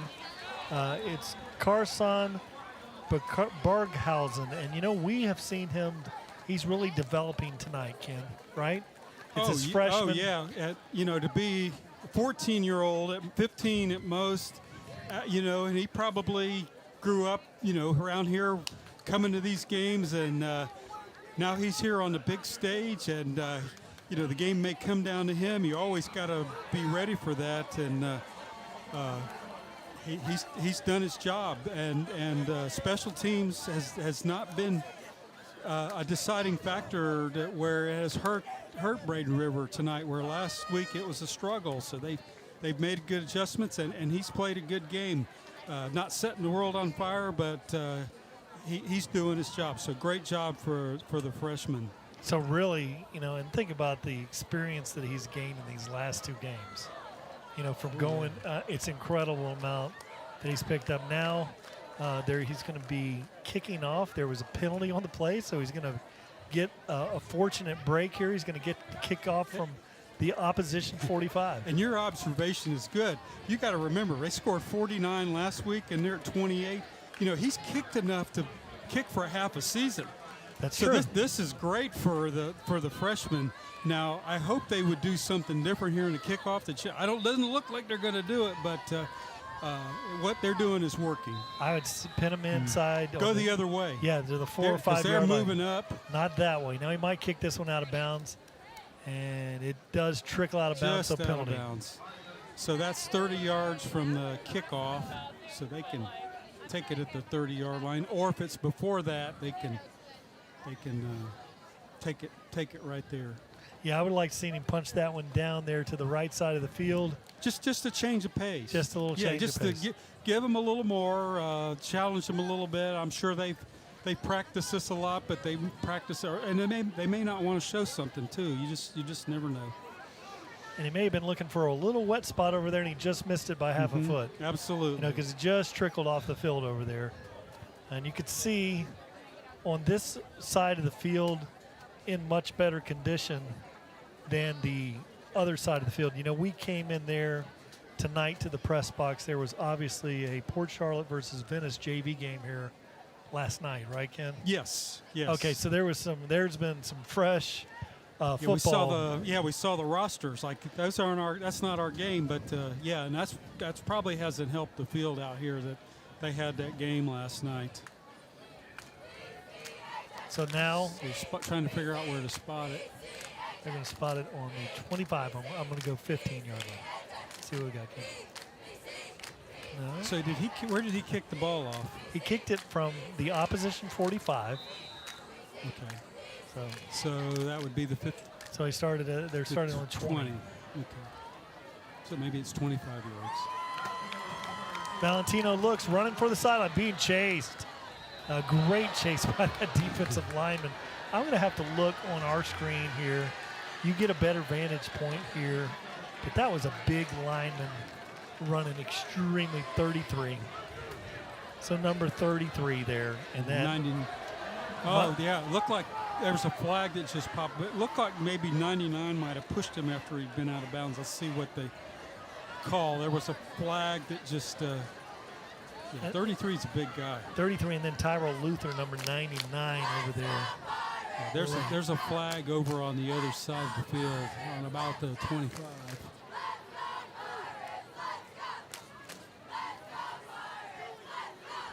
Tell you what, they got some defensive line here. As they're rotating in here. Not sizes are not listed here on the roster, but Dardeski Duselme, a junior defensive lineman, just checked into the game, number 32, and he looks like he's another 265, 270 pounder. And, you know, from what we've seen with Palmetto over the years, we know Port Charlotte can score points.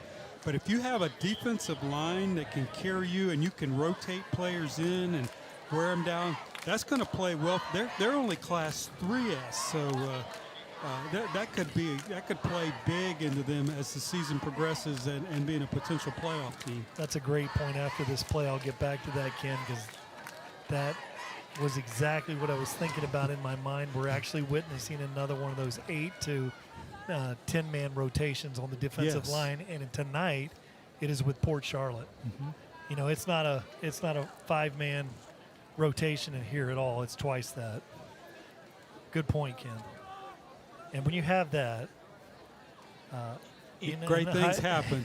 Great things happen. The guys with great defensive lines and great offensive lines make a lot of skilled guys look very good. Yeah, the right? linebackers are getting a lot of tackles.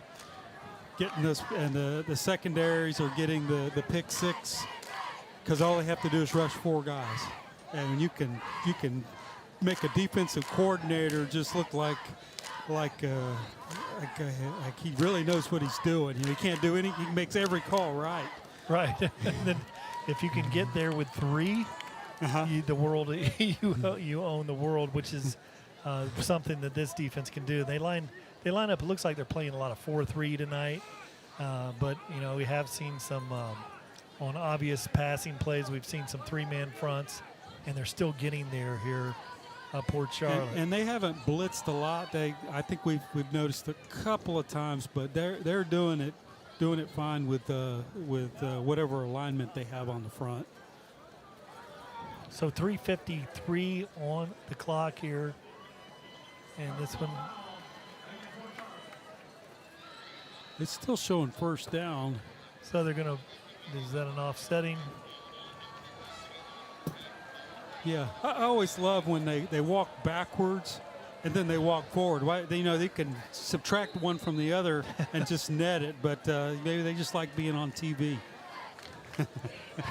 Isn't that what he did? Yeah. You could see the frustration with Coach Ingram on the sideline there. He's one of the nicest guys. Oh yeah, what a joy! And, we've done their games a couple of times, and we spoke to him before the game. He looked for us.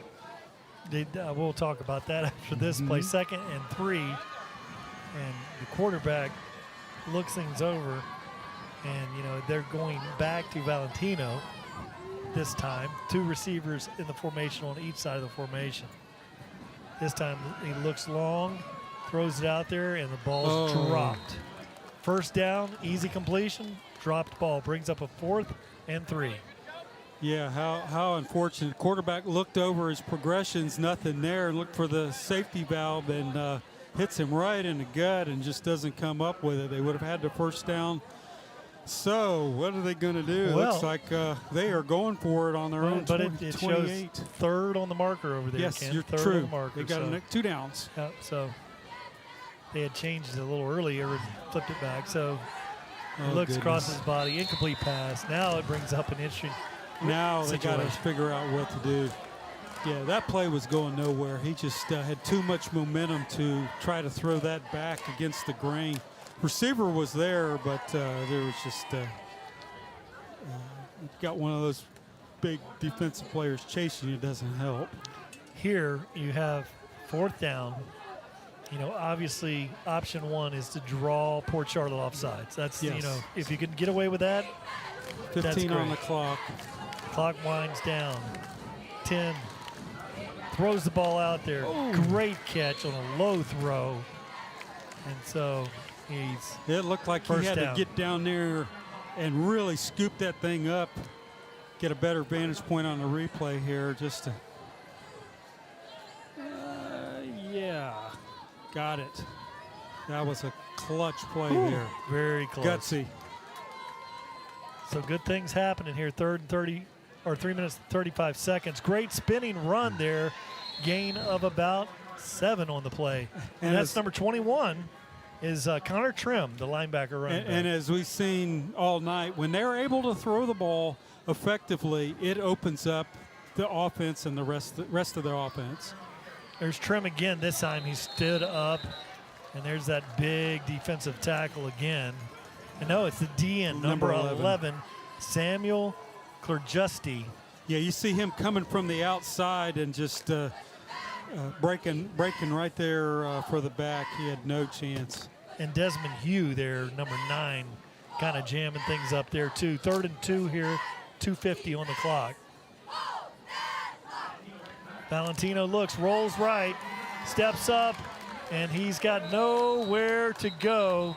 So that'll bring up a 4th down, Ken. 4th and more than 5. It seems like when they can get things going, then they struggle. It's just hard, again, when you've got a fresh defensive line. You've talked about it, Brian, early pointing it out. Now they're rotating.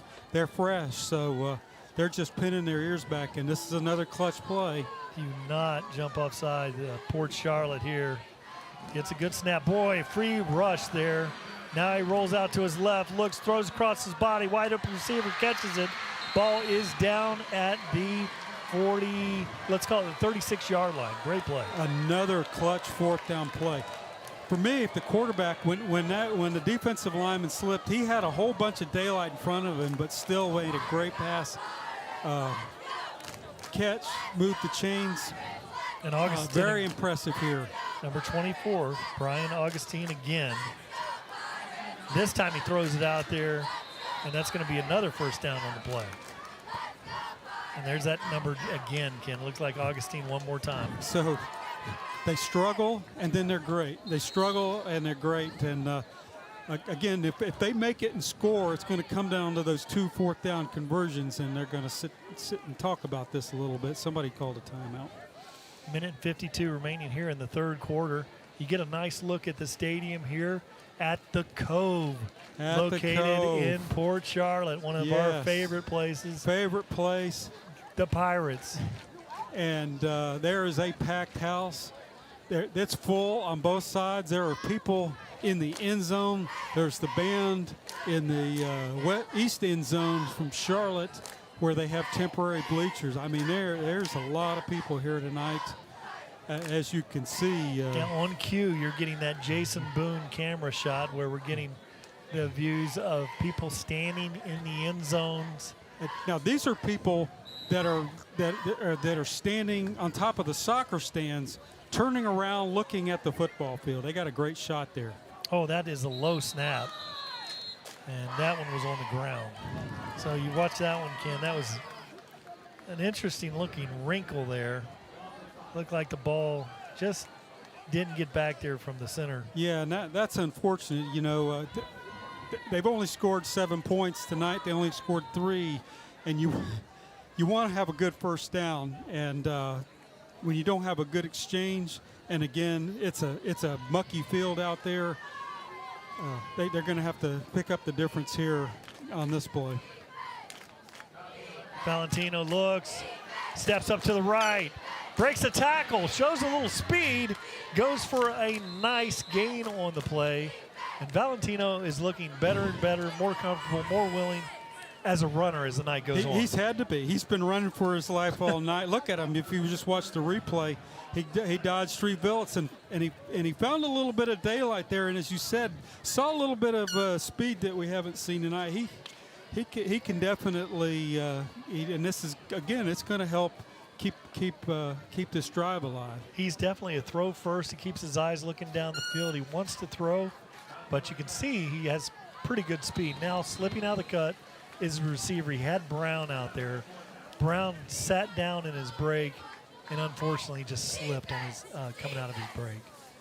It was either Brown or Augustine, but that was a shame because it was a nice play call, good route, but the receiver just slipped coming out of the cut. Yeah, just still managed a short gain. The more conservative choice there, positive yards, keep the drive alive. So 4th down. Valentino looks, rolls to his right, all the way to the sideline, throws it late across his body. It's going to be incomplete pass. So that's a turnover on down, so Port Charlotte ball. And another, when we talk about the Port Charlotte defense, another bend but don't break defense. of effort tonight, and Charlotte is making they're making good drives, but they just cannot finish. It seems like when they just get down there, getting ready to score, they just cannot finish the drive. So Port Charlotte gets the ball back here, right here at the tail end of the third quarter, with an opportunity to finish off the Tarpons. We still got another quarter to play, though. Yeah, this should be the last play of the first quarter here. Eaton looks, hands the ball off. Oh, nice, breaking a cut, driving forward, very close to the first down. That man again, Ed Guerriere. Yeah, there was nowhere to go, and number 2 there, Braden, I can't pronounce, Craigie, saved the touchdown. So, and they get the playoff before the end of the quarter. I don't know what the rush is for Port Charlotte here. A small gain on the play. I was a little surprised there, but regardless, end of the third quarter. You know, when you got here with the School District of Manatee County sponsored game, we'll go to a break. Searching for meaning in a relentless world, always connected, but somehow alone, trapped by illusion. We offer another path, where the battle to belong begins. Awakened by a calling, united by the cause you fight for. No one can take away what it means to be among the few, the proud, the Marines.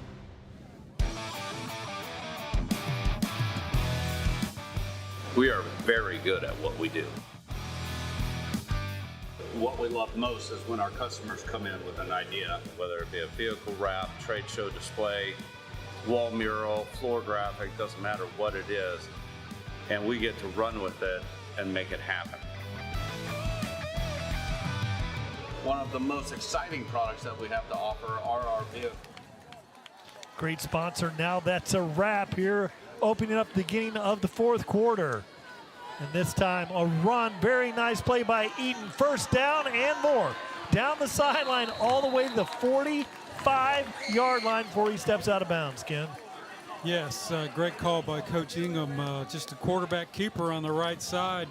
You know, you expect him to hand it off. You know, as you said earlier, last week he rushed for 40 or 50 yards. He's had probably about that again tonight, just to keep that defense honest here.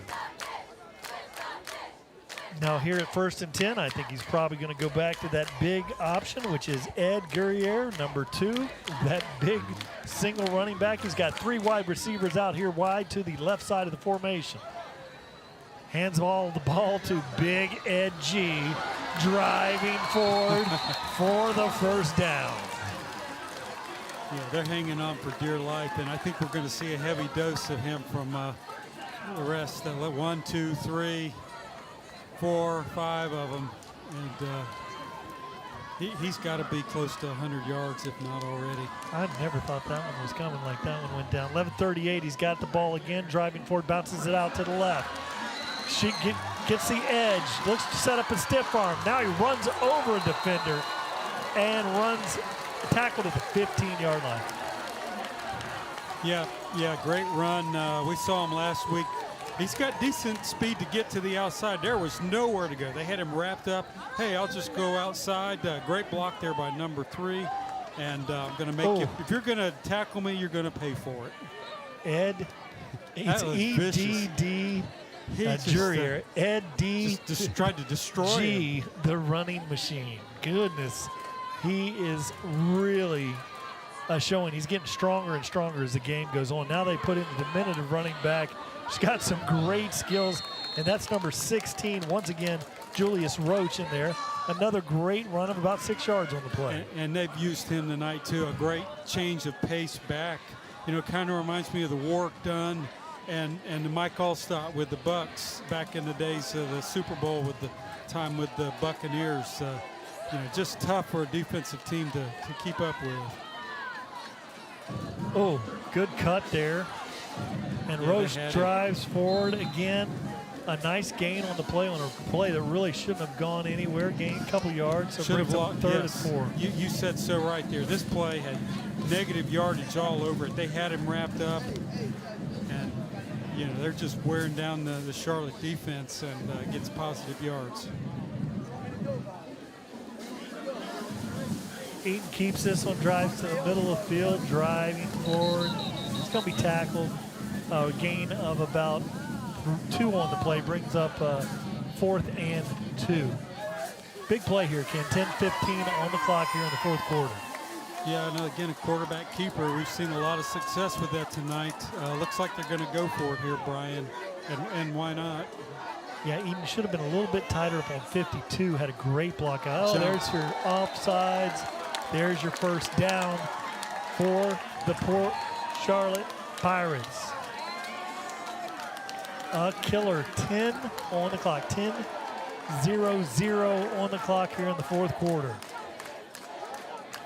So this is getting them into where they can punch this thing in. Great shot here by Crew. Oh, inside handoff, Easy. and he is in for 6 is Julius Roach. Tell you what. Yeah, they just let him finish out the drive, and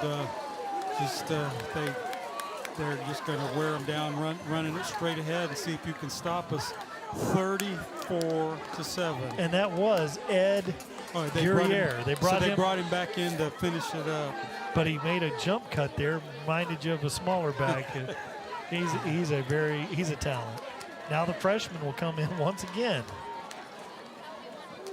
Snap is down, the kick is up, and it is no good off to the right. So 9:46 on the clock. Port Charlotte with a 34-7 lead. You know, Brian, Port Charlotte has only beaten the Tarpons 3 times in the Max Prep era going back to 2004. In 2007 was the first win, 28-19, a 9-point difference. That was at Charlotte. In 2013, they won here 33-28 by a 5-point margin. And then the last victory in 2019, they beat Port Charlotte 24-20 at Charlotte, a 4-point margin.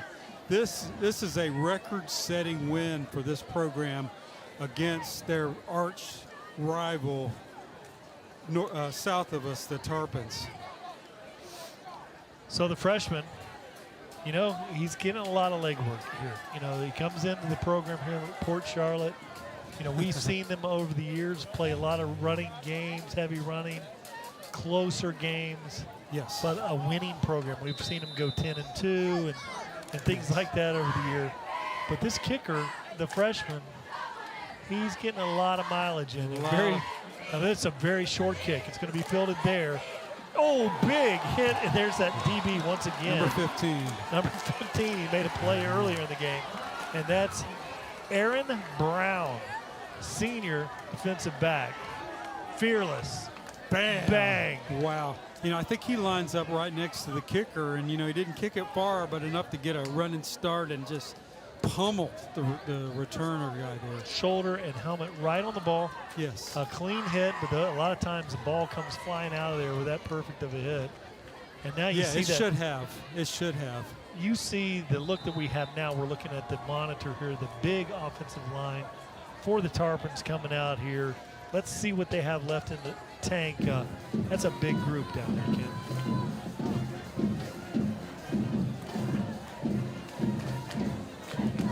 Valentino.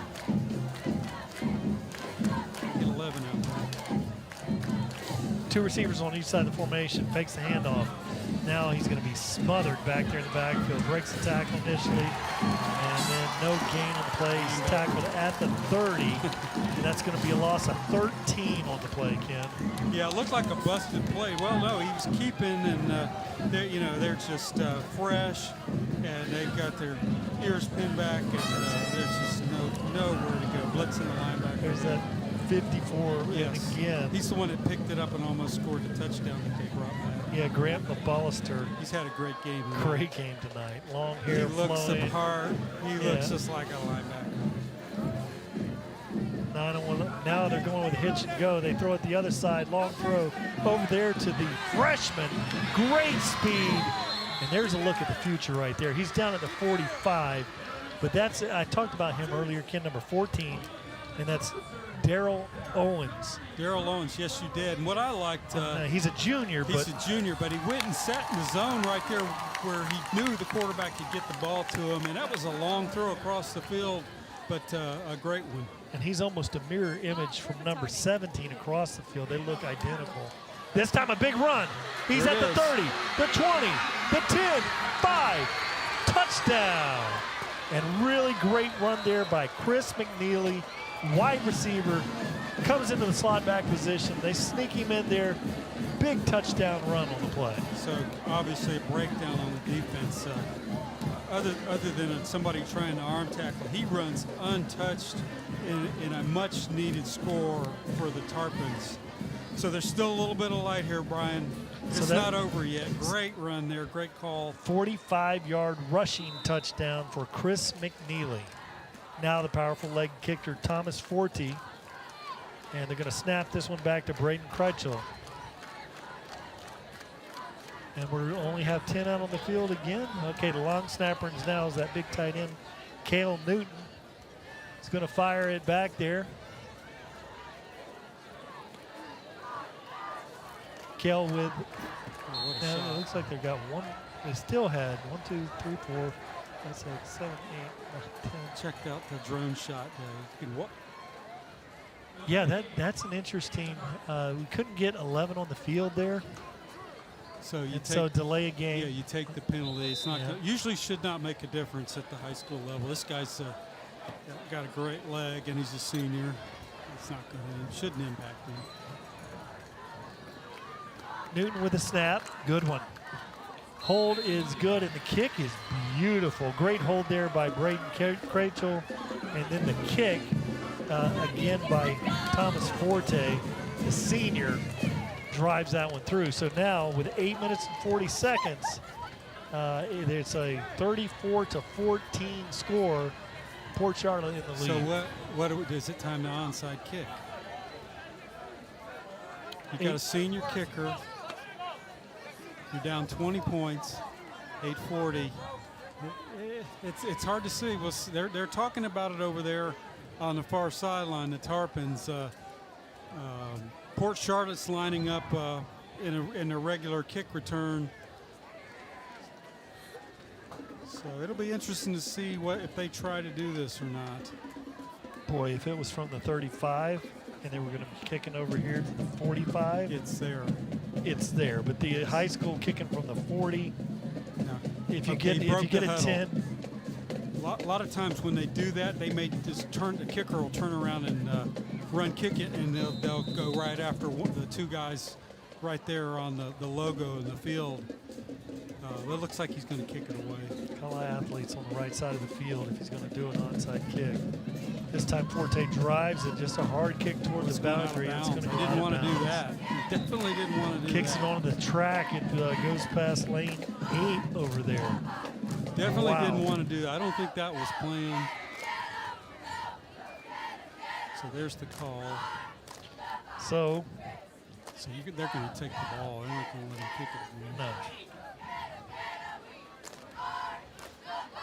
So 8:40. There's a lot of time left in this game. Yeah, a lot of time. A lot of time left in the game. That one was he just didn't hit that one cleanly. He's trying to drive it down there and just, I'm not a kicker, so I don't understand how they. You give some 15 extra yards of field position.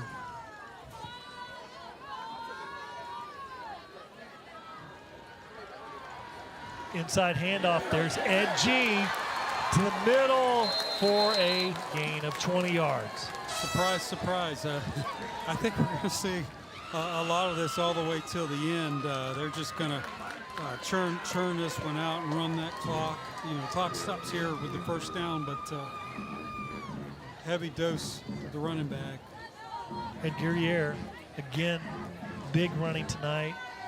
Last week over 200 yards rushing, and this week another very productive game. He's Got it again, bounces it outside to the left, big stiff arm. Nice stiff arm. And he goes for a gain of about 3 on the play.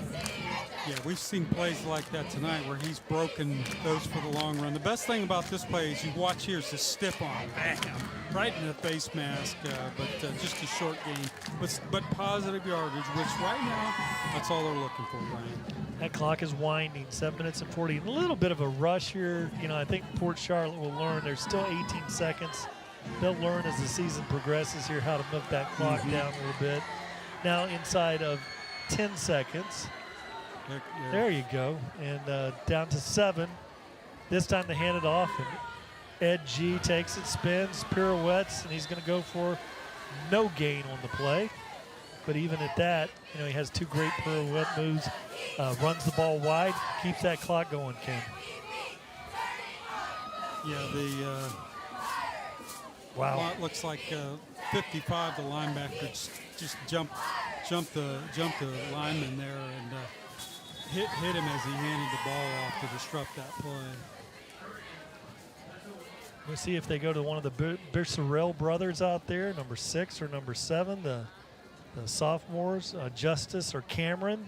Have a lot of weapons. They've gone to that, and also out there wide is Jamal Streeter Jr. He's been quiet of late, but you're not going to. They don't need to throw to him. I'd run one of the brothers underneath and then run Jamal to the slant again. Now we got a timeout there. Coach Jordan Ingman wants to think things over here. So with 6 minutes and 44 seconds here in the 4th quarter, we've got a timeout for Port Charlotte.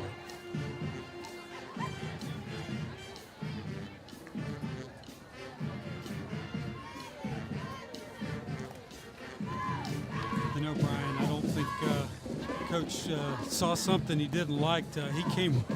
He came running out the field. All you got to do is tell the sides, hey, I just see the timeout. He saw something he did not like and came out to running, asking for a timeout so he could talk to his players. It was. I was looking for the word, you know, and I was going to say fired up or running out there with his hair on fire, or let's just say animated. Animated, very animated. Very animated in his endeavor out there to rush the field and get that timeout. Great shot of the crowd there. There's a packed house here. And I have said that we're going to talk about the treatment that we get here at Port Charlotte eventually when we get to it. And we're going to do that before this thing wraps up, Ken. 3rd down and 10 for Port Charlotte. 6:44 on the clock. Eaton rolls to his right. He's running the whole way. Running hard. Takes a big hit, and he's only about a yard short, Ken. Yeah. Now there's a the flag. flag. Could be a helmet to helmet. Could be a targeting. Yeah, at some point, do you just keep letting your quarterback run the ball? He's a valuable commodity. Yeah, you know, he's running for about, I would say he's running for 5 to 7 yards per carry tonight on average. Yes. Yeah. And that's not primarily his focus. And so this time we're going to go a little wildcat. Now you got the 2 brothers out here to split wide. Ed G in the backfield looks like he's going to take the snap out of the wildcat formation. But there's a shot to the head. That's what it was. Then they're going to mark off this penalty here, Kim. That's why I say, I'd rather put somebody in the wildcat and not take down your quarterback who, they have got to be, if they kept statewide statistics, Port Charlotte is going to be ranked offensively top 2 or 3 in the state easily with the points and the yards and running. They have put up.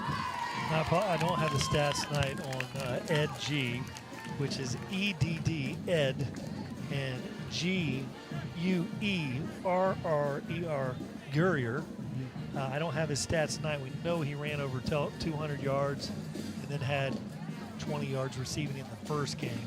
Yeah, they haven't used him as a receiver tonight. Really haven't had to, but no. Just another tool in the toolkit. but I know he's well over 100 Oh, yards. yes, tonight. definitely. Well over Yes. 100 yards tonight. So, at a pace here, two weeks and, over 300 yards. Yeah, he's at a 1,500-yard season if he keeps his pace up, just in a regular season. Yes, so they're good things tonight for Port Charlotte in that running game. Great jump cut there. And he goes for a gain of about 5 yards on the play. A play that really should have gone for about a half yard. The defensive line and the linebacker filled the hole. Watch this jump cut. Watch the jump cut right there. Boop. Puts the foot in the ground and gets behind the lineman and pushes him forward and getting that positive yards. Makes you feel great. If you're out there and you're number 55 and Dylan Gaither out there, you've got a back that can follow you like that on a play that was designed to go to the other side, makes you look great.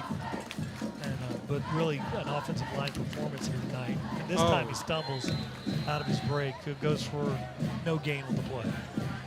And really, I think, Brian, tonight that's the first time we really, they've stopped him a few times, but that's the first time where the field actually has slowed him down. He's been able to handle all the muck out there and pretty well. Sometimes different teams have different cleats, and some of the guys wear soccer cleats out there. Yeah, it makes a difference. Whoever is in charge for the shoes tonight for Port Charlotte is a winner, because the players have done very well out there on that slippery field. Driving, just carrying him. There's Ed G for the first D. Running behind 55 again. And they're knocking on the door. They're just grinding it out here. This will get them over 40 if they score. Get them to 40 for the second time in a row. Here in the Cove tonight, the theme is Ed G for the first D all night long. I can't tell you how many that he has on the night, but it's accumulating. With 4 minutes and 35 seconds on the clock, he's back in that backfield once again with Eden. Hands the ball off to Ed G. Guerriere drives forward for another nice gain inside the 5-yard line. And it's just a slow, methodical drive, straight ahead. Give it to your back. Get behind the offensive line.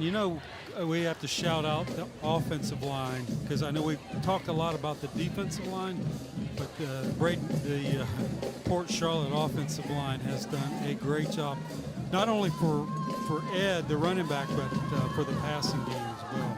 Yeah, really good job of holding up for Eaton. And he hasn't really been clobbered a lot. This time it looks like we have a little bit of an illegal shift or a false start there. So it's actually a timeout by the Fighting Tarpons. Yeah, they just trying to get a change of pace here, give them a little breather, remind them, hey guys, let's we got to keep them out of the end zone, maybe get a strip somehow, and just looking for something here to jumpstart them. I know it's going to be hard to score 20 points in under 4 minutes, but you can always hope and finish strong. 34-14 here. Look at the field. Yeah, talking about that JV game last night. Great shot there for the drone. But this is that muck right there in the middle of the field. That's just a little bit south of the logo in the middle. Look at that. And you can see where they're coming down in the red zone here. Not much better here. That is a great shot. Not often seen by high school broadcast. This time Eaton keeps it. A good tackle on the play. Number 21. And he's had a really big night tonight. Connor Trim, the linebacker, running back. Good game tonight. Watch him take this one. And just a nice tackle. Nice tackle. Great job. And that's number 2, Brayden Cracy. And they're just taking their time here. He's had a busy night. He's holding kicks. He's out there playing defensive back. He's played a little wide receiver tonight. This time driving is Guerriere. Driving, pounding his way. But this time the Charlotte Tarpons, Fighting Tarpons, they step up and show some life here at the goal line. It's really okay. You know, if it takes 4 downs to get in, they're just going to run the clock down that much more. They're going to, again, taking their time here. We know who's going to get the ball. Let's see if they get in.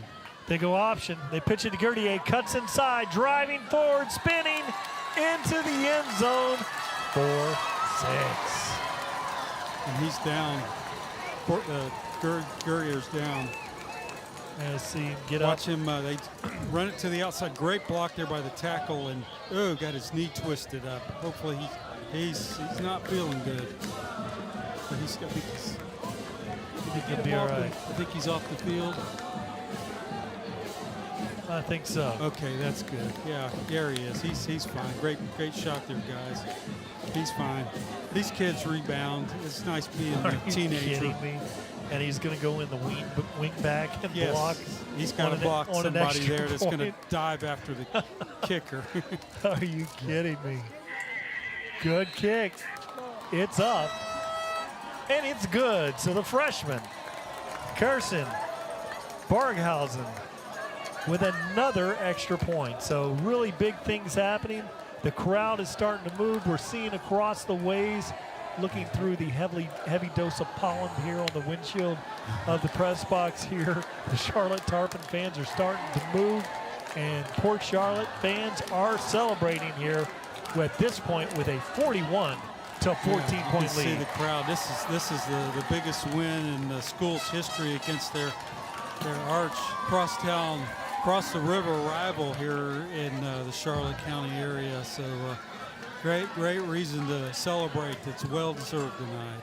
You know, it was certainly worth the trip down here tonight, Ken. You know, we left Manatee County, and I was thinking this is going to be a classic game for us. Yes. We have never broadcast one of these games. We've broadcast both of these teams, but never like this. Never this game with all the passion and the hate that's out there. There's that freshman right there, number 17. And he goes for a gain about to the 39. And I'm putting a lot of stock into Trenton Curlis, the wide receiver safety there, number 17. Goes about 6'1", looks about 210 right now. Big boy. He's going to be something. He's going to be something. And the kicker we've talked about him all night. Statistically, he's got to be one of the top kickers just because he's on a high-scoring team. But he's statistically, one of the top kickers in the state. You know, you throw a field goal in there, and as points scored, he's going to be near the top in the state of Florida. That's true. Has to be. It's true. And he's 14 years old. Amazing. He probably doesn't even drive.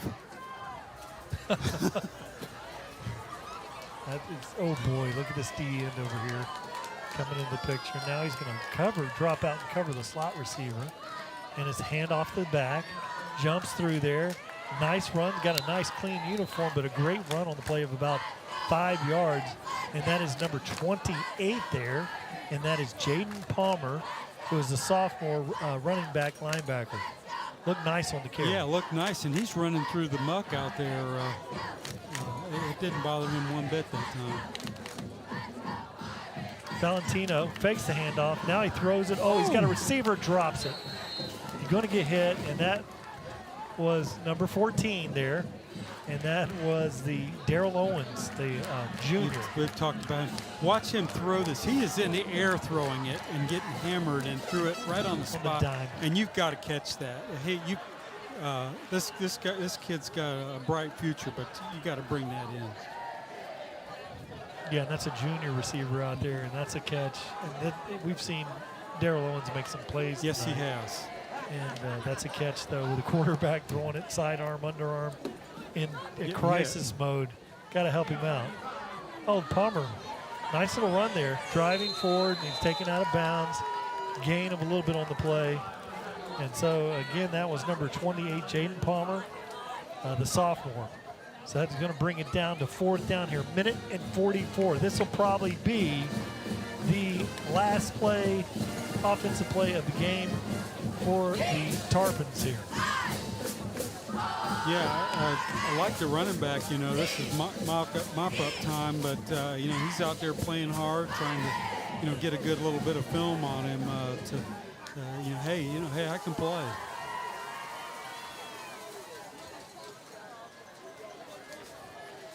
Three receivers out there to the left. This time Valentino breaks the tackle, and he's going to be sacked, takes a loss on the play.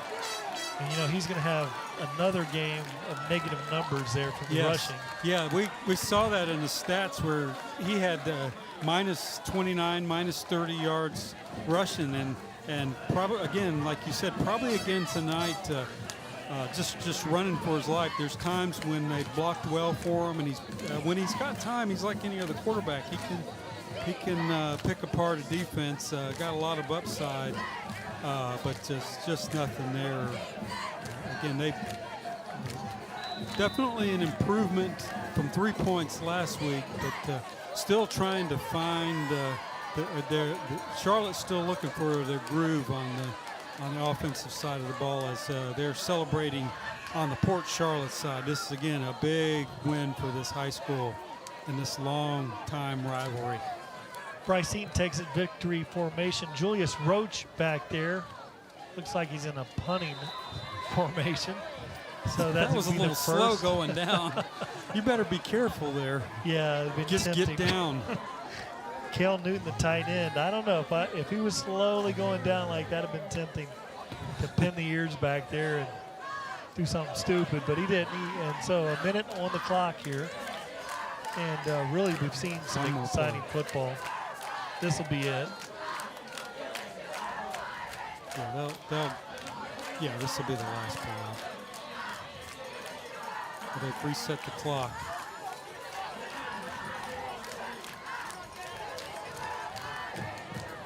And there it is. A great final play, the easiest play there for the quarterback. And the best play. The best play for Bryce Eaton. As tonight, as the clock winds to zeros, they go out to the middle of the field to shake hands here, which is an accomplishment in itself between these two teams, who score 41-14.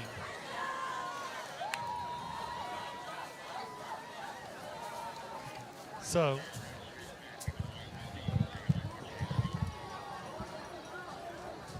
it's always great to see them shaking hands, and it was a battle out there tonight. Port Charlotte's night with that high-powered offense. So we talked about the goals. Port Charlotte checks the box on all three of theirs, and as a result, with the win tonight. Yeah, and you would have to say the kicking game with the freshman here tonight. He did great. He came out and produced tonight, so turn the corner on that. And I think tonight we're going to wrap things up. We want to thank our wonderful, great new sponsor, Now That's a Wrap, out of Sarasota. Tonight's final score, the Port Charlotte Pirates, 41. And the Charlotte Tarpons, 14. We thank you all for watching Varsity Sports Network Suncoast. Today is presented by the School District of Manatee County, but Varsity Sports Network Suncoast, all your favorite sports all year long, all in one place. Join us next week as we bring you the Palmetto High versus Riverview Game of the Week. I'm Brian Varnador, along with my broadcast partner, Mr. Ken Burton Jr. We'll catch you next week as we bring you Palmetto High Riverview. Now that's a wrap.